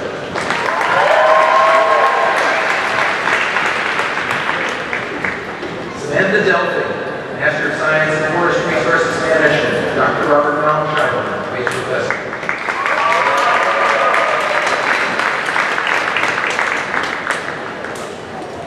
Michael Bullock, Dr. Diane Keene, Nature Professor, Master of Science in Forest Resources Management.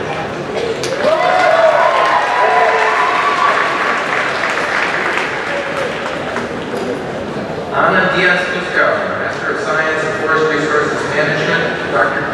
David Newman, Nature Professor.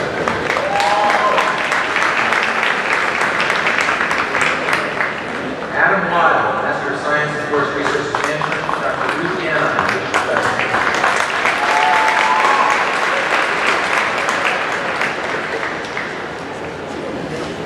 Eduardo Diego, Master of Professional Studies in Environmental Science, Dr. Richard Smart, Nature Professor.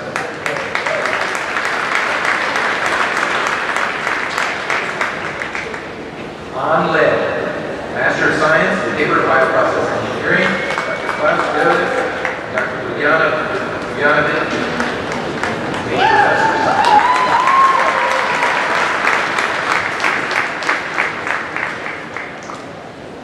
James Costello, Master of Science in Environmental and Forest Biology, Dr. Robin Kimmer, Nature Professor.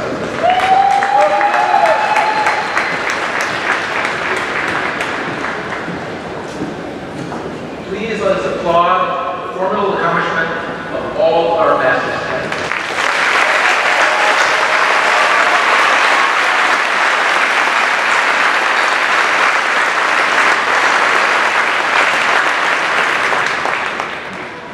We will now recognize those receiving the Doctor of Philosophy degree.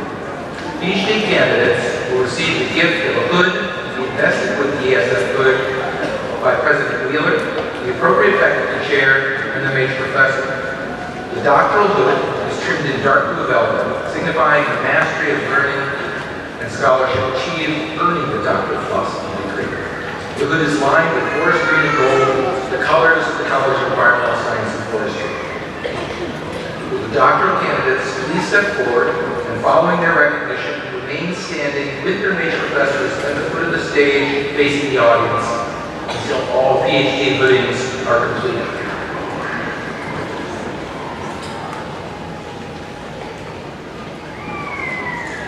Solomon Mungur, Doctor of Philosophy and Environmental Science, Dr. Jack Mano, Major Professor.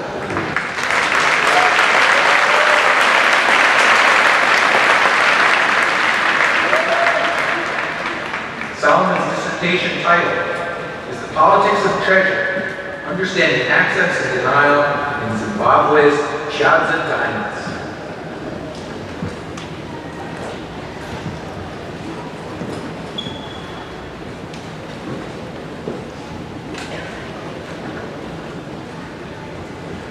Judith Crawford, Doctor of Philosophy and Environmental Science, Dr. Tsutomu Hatsukawa, H. Professor.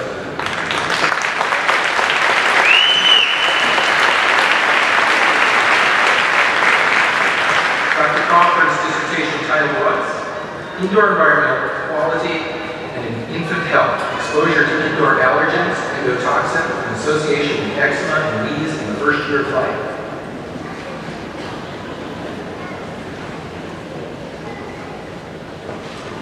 Jesse Caputo, Doctor of Philosophy and Forest Resources Management, Dr. Colin Byer, and Dr. Timothy Volk, co-major professors.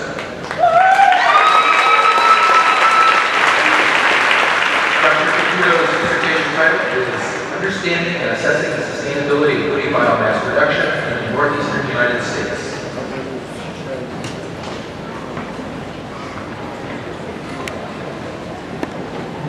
Hong Yin Hu, Doctor of Philosophy and Environmental and Forest Chemistry, Dr. Ted Dibble, H. Professor.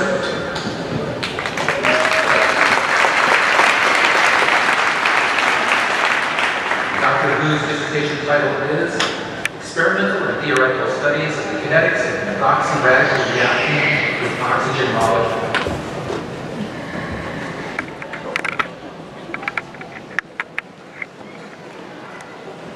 Anna Flock, Doctor of Philosophy and Environmental and Forest Chemistry, Dr. Israel Kabasa, H. Professor.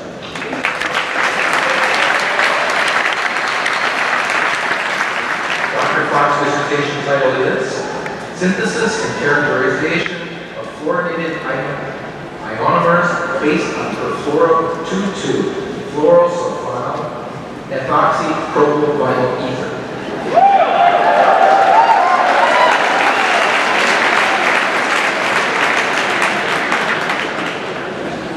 Kevin Bliss, Doctor of Philosophy and Environmental Science, Dr. Richard Smart, H. Professor. Dr. Bliss's dissertation title is An Outcome-Based Assessment of the New York State Department of Environmental Conservation Freshwater Wetlands Regulatory System in Central New York.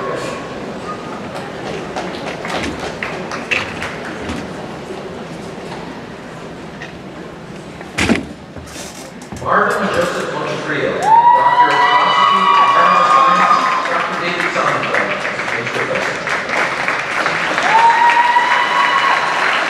Dr. Montefrio's dissertation title is Growing Low-Carbon Commodities in Upland Philippines, Integration of Smallholders and Biofuels with Rubber Production Machines.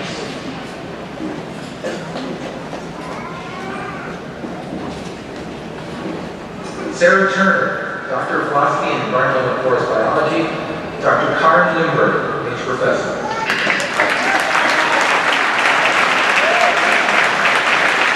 Dr. Turner's dissertation title is Understanding River Drain Movement Patterns at Small and Large Spatial Scales with Geochemical Markers.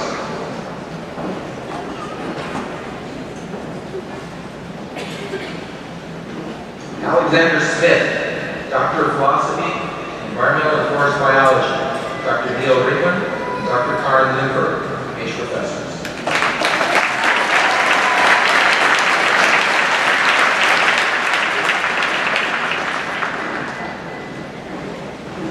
Dr. Smith's dissertation title is Establishing Thresholds and Nutrient Concentrations Related to Biological Community Response, Implications for Nutrient Criteria Development.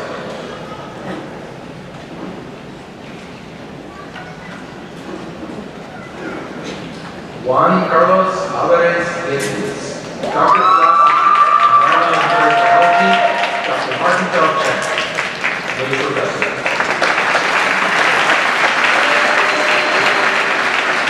Dr. Alvarez's dissertation title is Mechanisms of Persistence in a Rare cycad in Northwestern Mexico.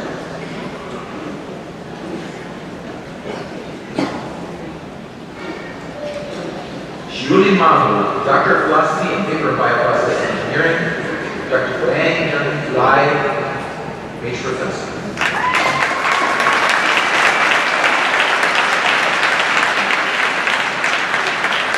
Dr. Mamu's dissertation title is The Effects of Acid Treatments and Delignification of Cracked Pulps.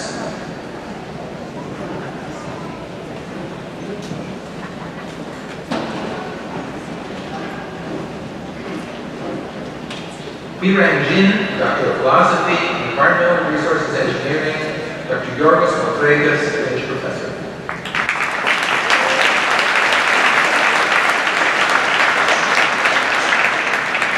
The title of Dr. Jin's dissertation is Pixel-Based Classification of Land-Covered Land Use, Incorporating External Modeling Products, Sampling Designs, and Multi-Type Features.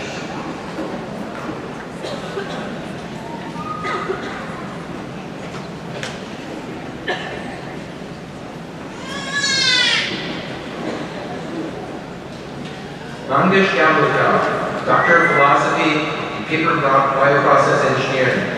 Dr. Diana Bogdanovich, Major Professor.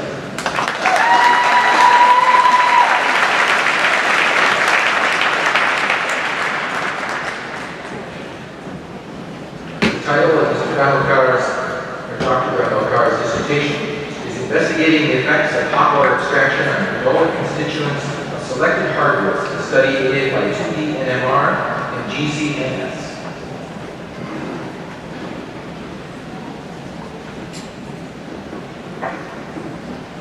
Scott Frico, Doctor of Philosophy, Paper and Bioprocess Engineering. Dr. Bandaru Ram Ramarao, Major Professor.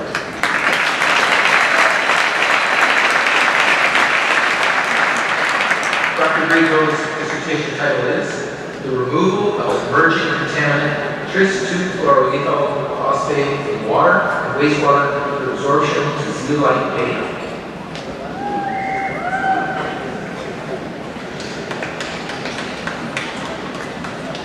Alan Shu, Doctor of Philosophy and Paper and Bioprocess Engineering. Dr. Shiji Liu, Major Professor.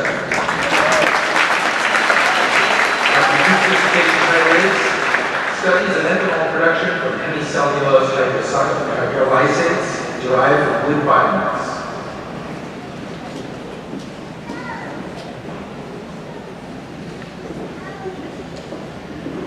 Ranjan Wang, Jen, Doctor of Philosophy, Paper and Bioprocess Engineering.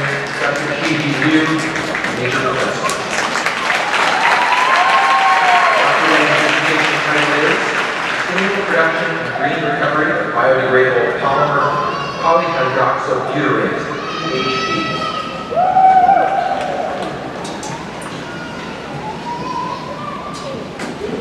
John Buyando, Doctor of Philosophy and Paper and Bioprocess Engineering. Dr. Shiji Liu, Major Professor. Dr. Buyando's dissertation title is Kinetic Studies of Lactic Acid Production from Wood Extract Hydrolysate by Batch and Continuous Fermentation Processes.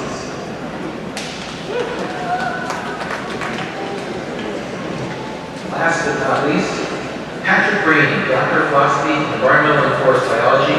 Dr. Donald Leopold, Major Professor.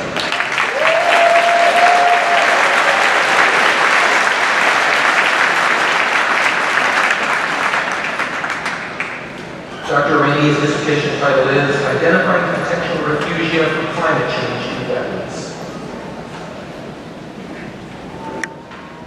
Please let us applaud the outstanding accomplishments of all of our doctoral candidates.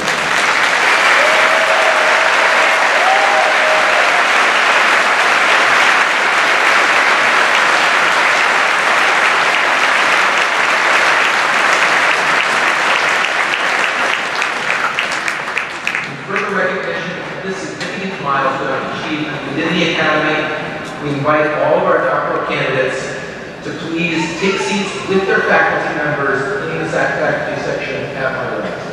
Congratulations.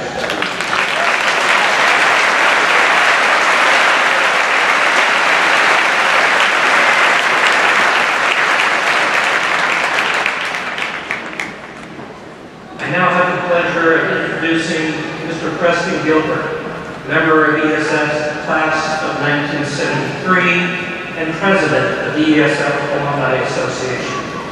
He will welcome our newest alumni.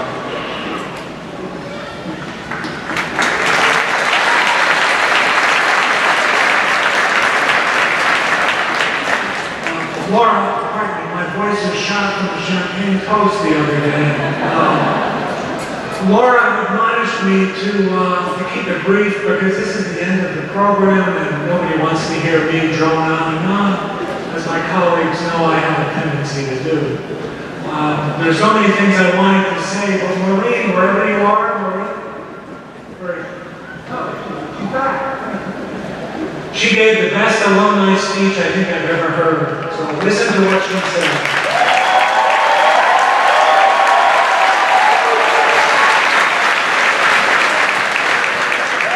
You know, there's a perk that goes with this job. You get to sit with the person being honored in this graduation, and today was no exception. I got to sit next to Henry, which was a real privilege, and it just proved one of my comments once again that one of the values of this institution is the chance that you get to network with some amazing people. Henry is one of those amazing people. I came away with his business card, so. Welcome newest members of the Alumni Association. On behalf of your 19,000 brothers and sisters, I welcome you to our ranks. We are the largest national interdisciplinary professional environmental network in the United States. We're bound together by the ethics and the values that ESF instilled in us all. I'm sure that you thought when you were accepted at ESF to be a member of the college for 4 or 5 years at best. However, in truth, you're a member of the college community for a lifetime. I ask that you participate in the Alumni Association as we reach out to you. Please reach back to us. We're here as a resource for you, just as the college was and is while you were a student. We're here as a network of peers to help you get information on careers, jobs, issues, each other, and the leadership, environmental research, and academics that's the signature of ESF. This is not platitudes. I have been on this board for almost 40 years now. Over the last 40 years, it's been proven to me time and time again by myself and my fellow alums. I've heard on a personal level of alums meeting each other atop Machu Picchu. I personally have met alums on the Meduxna-Keg River in northern Maine fly fishing, on the trail, on the Appalachian Trail, and in the Rayburn office building in Congress. We're everywhere. On a professional level, you will meet and talk to your peers constantly. It happens year and year and year again. Just this last Wednesday, I got a phone call from one of our alums who's the partner in a prestigious consulting firm in Boston who wants to collaborate. We're a very, very, very well networked, very well connected group of people. Stay in touch with the college and stay in touch with each other. I know that you're filled to the gills with advice from all of us here today. Your parents, your family, faculty mentors, they're all showering you with it. However, the celebratory nature of this moment and 500 some odd people sitting in front of me is screaming to me to dispense a last bit of advice before you leave this campus. The advice is inspired by a story I heard from a friend a long time ago. My friend was an avid spelunker, a caveman. The story is about he and his brother hiking the Catskills in New Paltz, walking along the road and on the trail on a beautiful summer day. The Catskills, as you know, are complete with limestone deposits and the caves that accompany them. They're walking through the woods and they come across a hole in the ground. They're looking the hole in the ground. It seemingly was bottomless. Being spelunkers, they were intrigued and thought, Boy, we'd like to get in that hole. But they decided that maybe caution before they descend would be a good idea. Neither of them knew the cave or knew how deep it was. So my friend's brother dispensed some advice.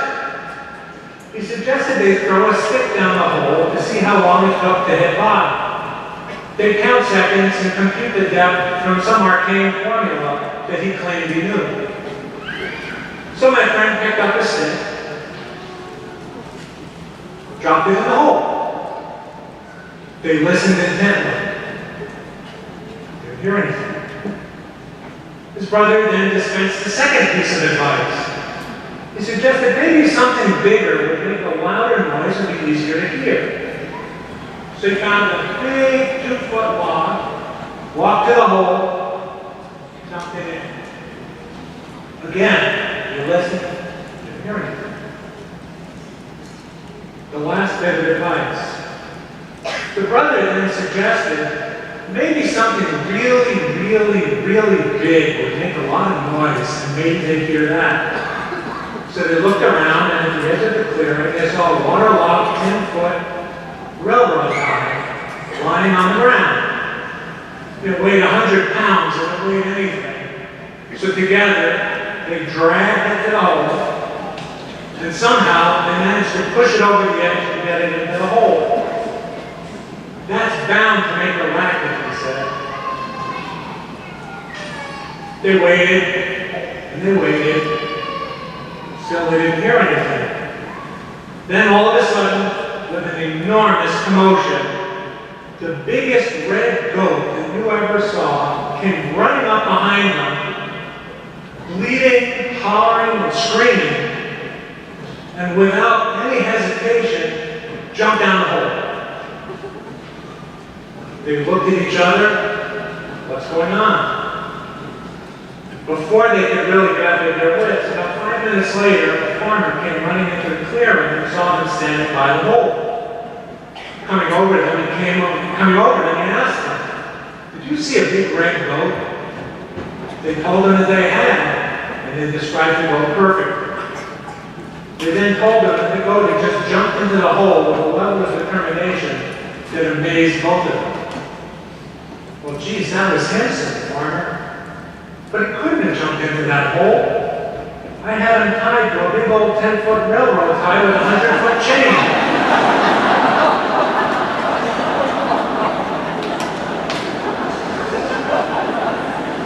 What that goes to show is that be careful what advice you dispense and careful what advice you you decide to take and live by. Ultimately, it's your own passion and your own wisdom that will carry you, along with the tools and resources at your fingertips. The ESF Alumni Association is one of those tools.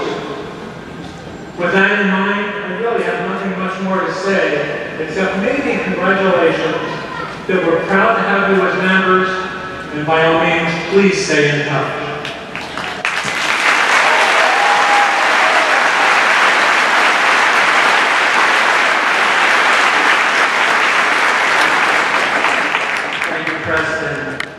For your comments and for your exemplary and unselfish service to the college. To receive the class gift, I call upon Dr. Ann Lombard, Dean of Student Affairs. I also ask Joseph Pianta, Senior in the Department of Paper and Bioprocess Engineering, and Chair of the senior class to come forward. He will present a gift to the college on behalf of the graduating class. As he comes forward, let me mention that Joe is graduating with a BS in Paper Engineering. At ESF, he has been deeply involved in the Paper and Bioprocess Engineering Club, serving for a period as its president. In his work with the club, he has, among other things, led tours of the Walters Hall pilot plant and sought to educate the public about paper as a sustainable material. Joe has also been an active member of the Undergraduate Student Association. In addition to serving as class chair, he helped organize the December soiree, the senior class mixer, student government elections, and of course, course, the senior class gift. Following graduation, Joe worked for Pratt Industries as a capital project engineer at their 100% recycle mill in Valparaiso, Indiana.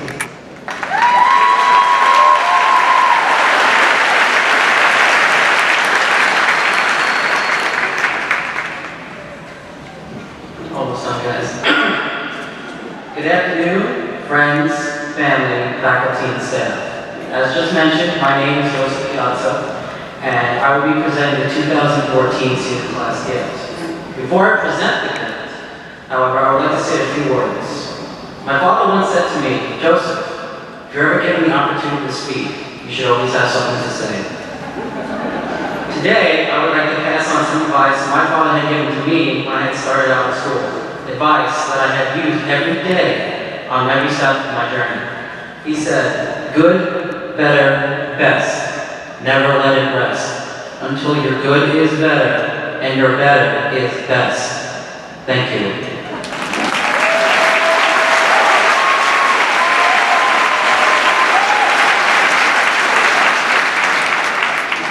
It is now a great pleasure and honor to present the 2014 senior class gift. This year, ESF campus has received the Power Tower charging station. This new piece of technology will place in Bloom Library. Its purpose is to serve students with additional outlets to charge their electronic devices quickly with the company's patented rapid charge technology. Each tier is LED illuminated, showing the ESF logo to the 2014 senior class gift. I, on behalf of the class of 2014, present this gift to Dean Lombard.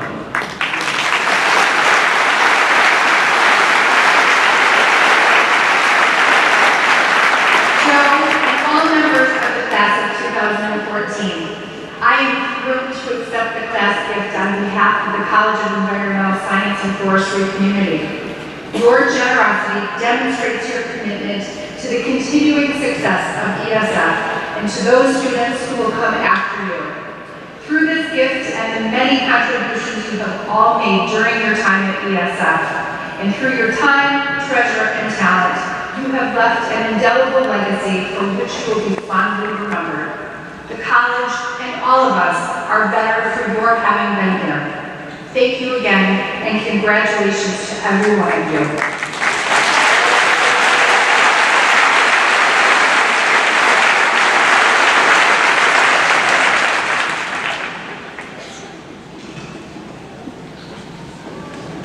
Well, we have now arrived at the concluding act of this ceremony. The final farewell before we send you off on the bus to the future. There are so many feelings, so many things to say. It has been such a pleasure to share the ESF campus with you, truly. Our time together has been too short. We will miss you. Our thoughts will be with you. We hope all of your dreams will come true. Please stay in touch, and don't forget to eat a good breakfast. A few more things. Use what you've learned here to make a better life for yourself and the world. But don't think for a moment that you've learned everything there is to know, or even that what you have learned will stand the test of time. Some of it will not. I want to dwell on that last thought for a moment before we send you off. Give you something to chew on your bus trip to the future. You're graduating from an institution that reveres science. It's right there in our name. We want you to revere science as much as we do. Science is rational, and we all know that's a good thing. And yet, you are entering a world in which there is widespread public skepticism or even hostility towards the pronouncements of scientists. Just last week, a Gallup poll revealed that only 39% of American adults subscribe to a view endorsed by virtually all of the world's climate scientists that the Earth is warming due to anthropogenic causes. Fully 25% of Americans believe the whole thing is just baloney. The rest are somewhere in the middle. What are we to think of this? How can the public blow off the studied conclusions of objective scientists? Are they morons, demons, or just reckless? But let's ask this question. Why should the public believe the scientists? After all, you don't have to look hard to find examples of scientific claims that turn out to be false. Remember cold fusion. Think of all the dietary and health claims that either disappear without a trace or turn out to be reversed altogether. Think of the beautiful and intuitively satisfying scientific results that turn out to be completely fraudulent. Happens all the time. How is one to know what science is correct and what is not? When you think about it, skepticism is completely rational. Let us consider climate change further. Most of us are not climate change researchers. We know the conclusions, but do we really understand the research intimately enough to know that conclusions are valid? Most climate researchers understand deeply only a small piece of the story themselves. Let's face it, those who believe because they have faith in the scientists and their science. This begins to look a lot like religion, and much of the public do not hold to this religion. I do hold to this religion, but I can understand why the public does not. It's complicated, but much of the problem, I think, comes from a general misunderstanding of the nature of the scientific enterprise. For starters, science is conducted by human beings, and its practice therefore suffers from all the usual human frailties. There is fraud, of course, but that is actually very rare. However, there are many other, more common ways in which scientists come to erroneous conclusions. There are errors in methodology, errors of logic, errors of prejudice. Frankly, and I think my colleagues will agree, there's a lot of junk out there in the scientific literature, and some non-junk that still isn't quite right. The public seems to have this notion that science is supposed to be perfect, and when it is not, the whole enterprise is rotten, or at least suspect. This is the theme of popular books with titles like Betrayers of the Truth, and a favorite of mine, Science, Good, Bad, and Bogus. But this is not the whole story. While the making of science may not be perfect, it has two glorious features. It makes predictions that can be tested, and it is ultimately self-correcting. There is a certain amount of herd behavior that can be seen in science, but there is no greater prize than demonstrating something as false that had been held to be true. This is why we believers believe in science. However, there is a necessary corollary property of science that creates great confusion and consternation among the general populace. That is, at any point in time, scientific theories represent only our current best understanding or approximation of nature. Nothing is an immutable truth. Everything has some level of uncertainty. Even Newton's long-heralded law of gravity has been superseded by Einstein's theory of relativity. Will the theory of relativity be replaced by another theory which better explains the behavior of our universe? There have been a number of competing theories advanced, but in multiple tests, the theory of relativity has made the correct prediction, and the alternatives have not. For the moment, the theory of relativity is still the champion, but that is not to say a better explanation will not be discovered in the future. So science, is not certain. Who, therefore, can blame the public for being skeptical? Scientists are supposed to be skeptical too. Where does that leave us? Is everything just an opinion? Maybe yes, but some opinions are better than others. Some opinions are demonstrably wrong. More important, all uncertainty is not equal. There are degrees of uncertainty. For example, there's pretty strong evidence that the Earth revolves around the Sun, and the Sun will rise in the morning. The odds that we will discover something different in the future are not great. On the other hand, the origins of life on Earth are still very cloudy, with multiple competing theories. All have a great deal of uncertainty. It's a challenge for any of us individually, as well as for society as a whole, to judge the level of uncertainty, given that most of our information comes from secondary sources. And by that I mean anything other than data that we have personally collected. There are a number of rules I use to help me find a comfortable position in all this.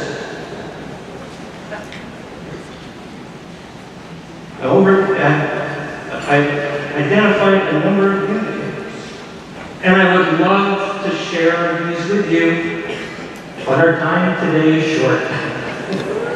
And you have a long bus ride ahead of you, and you'll need something to do. I encourage you to find this and reach your own conclusion. You have a deeper understanding of science than most, and this gives you a leg up on the average citizen. Nevertheless, I warn you that coming to grips with the uncertainty of knowledge will not be easy. However, I am certain, sort of, you will figure it out, and we will all be the better for it. Good luck, and whatever gods you worship, may they be with you.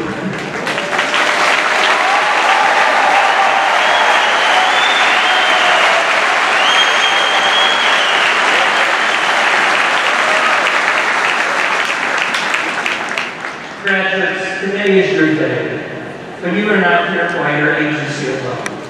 There are others who deserve recognition and gratitude for the important roles they have played to bring you to this place. I ask the parents, families, and friends of the graduating students to rise in place to receive the appreciation you have earned through your support, both moral and financial, and through your perennial nurturing and love.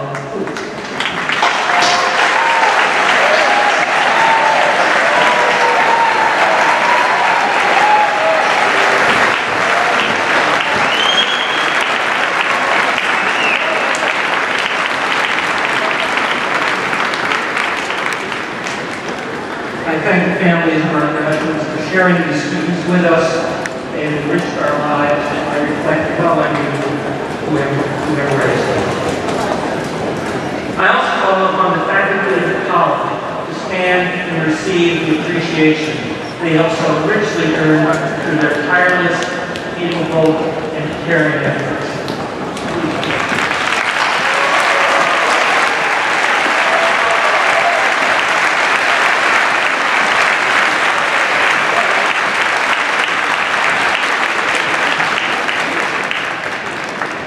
I'm proud to call these people my colleagues.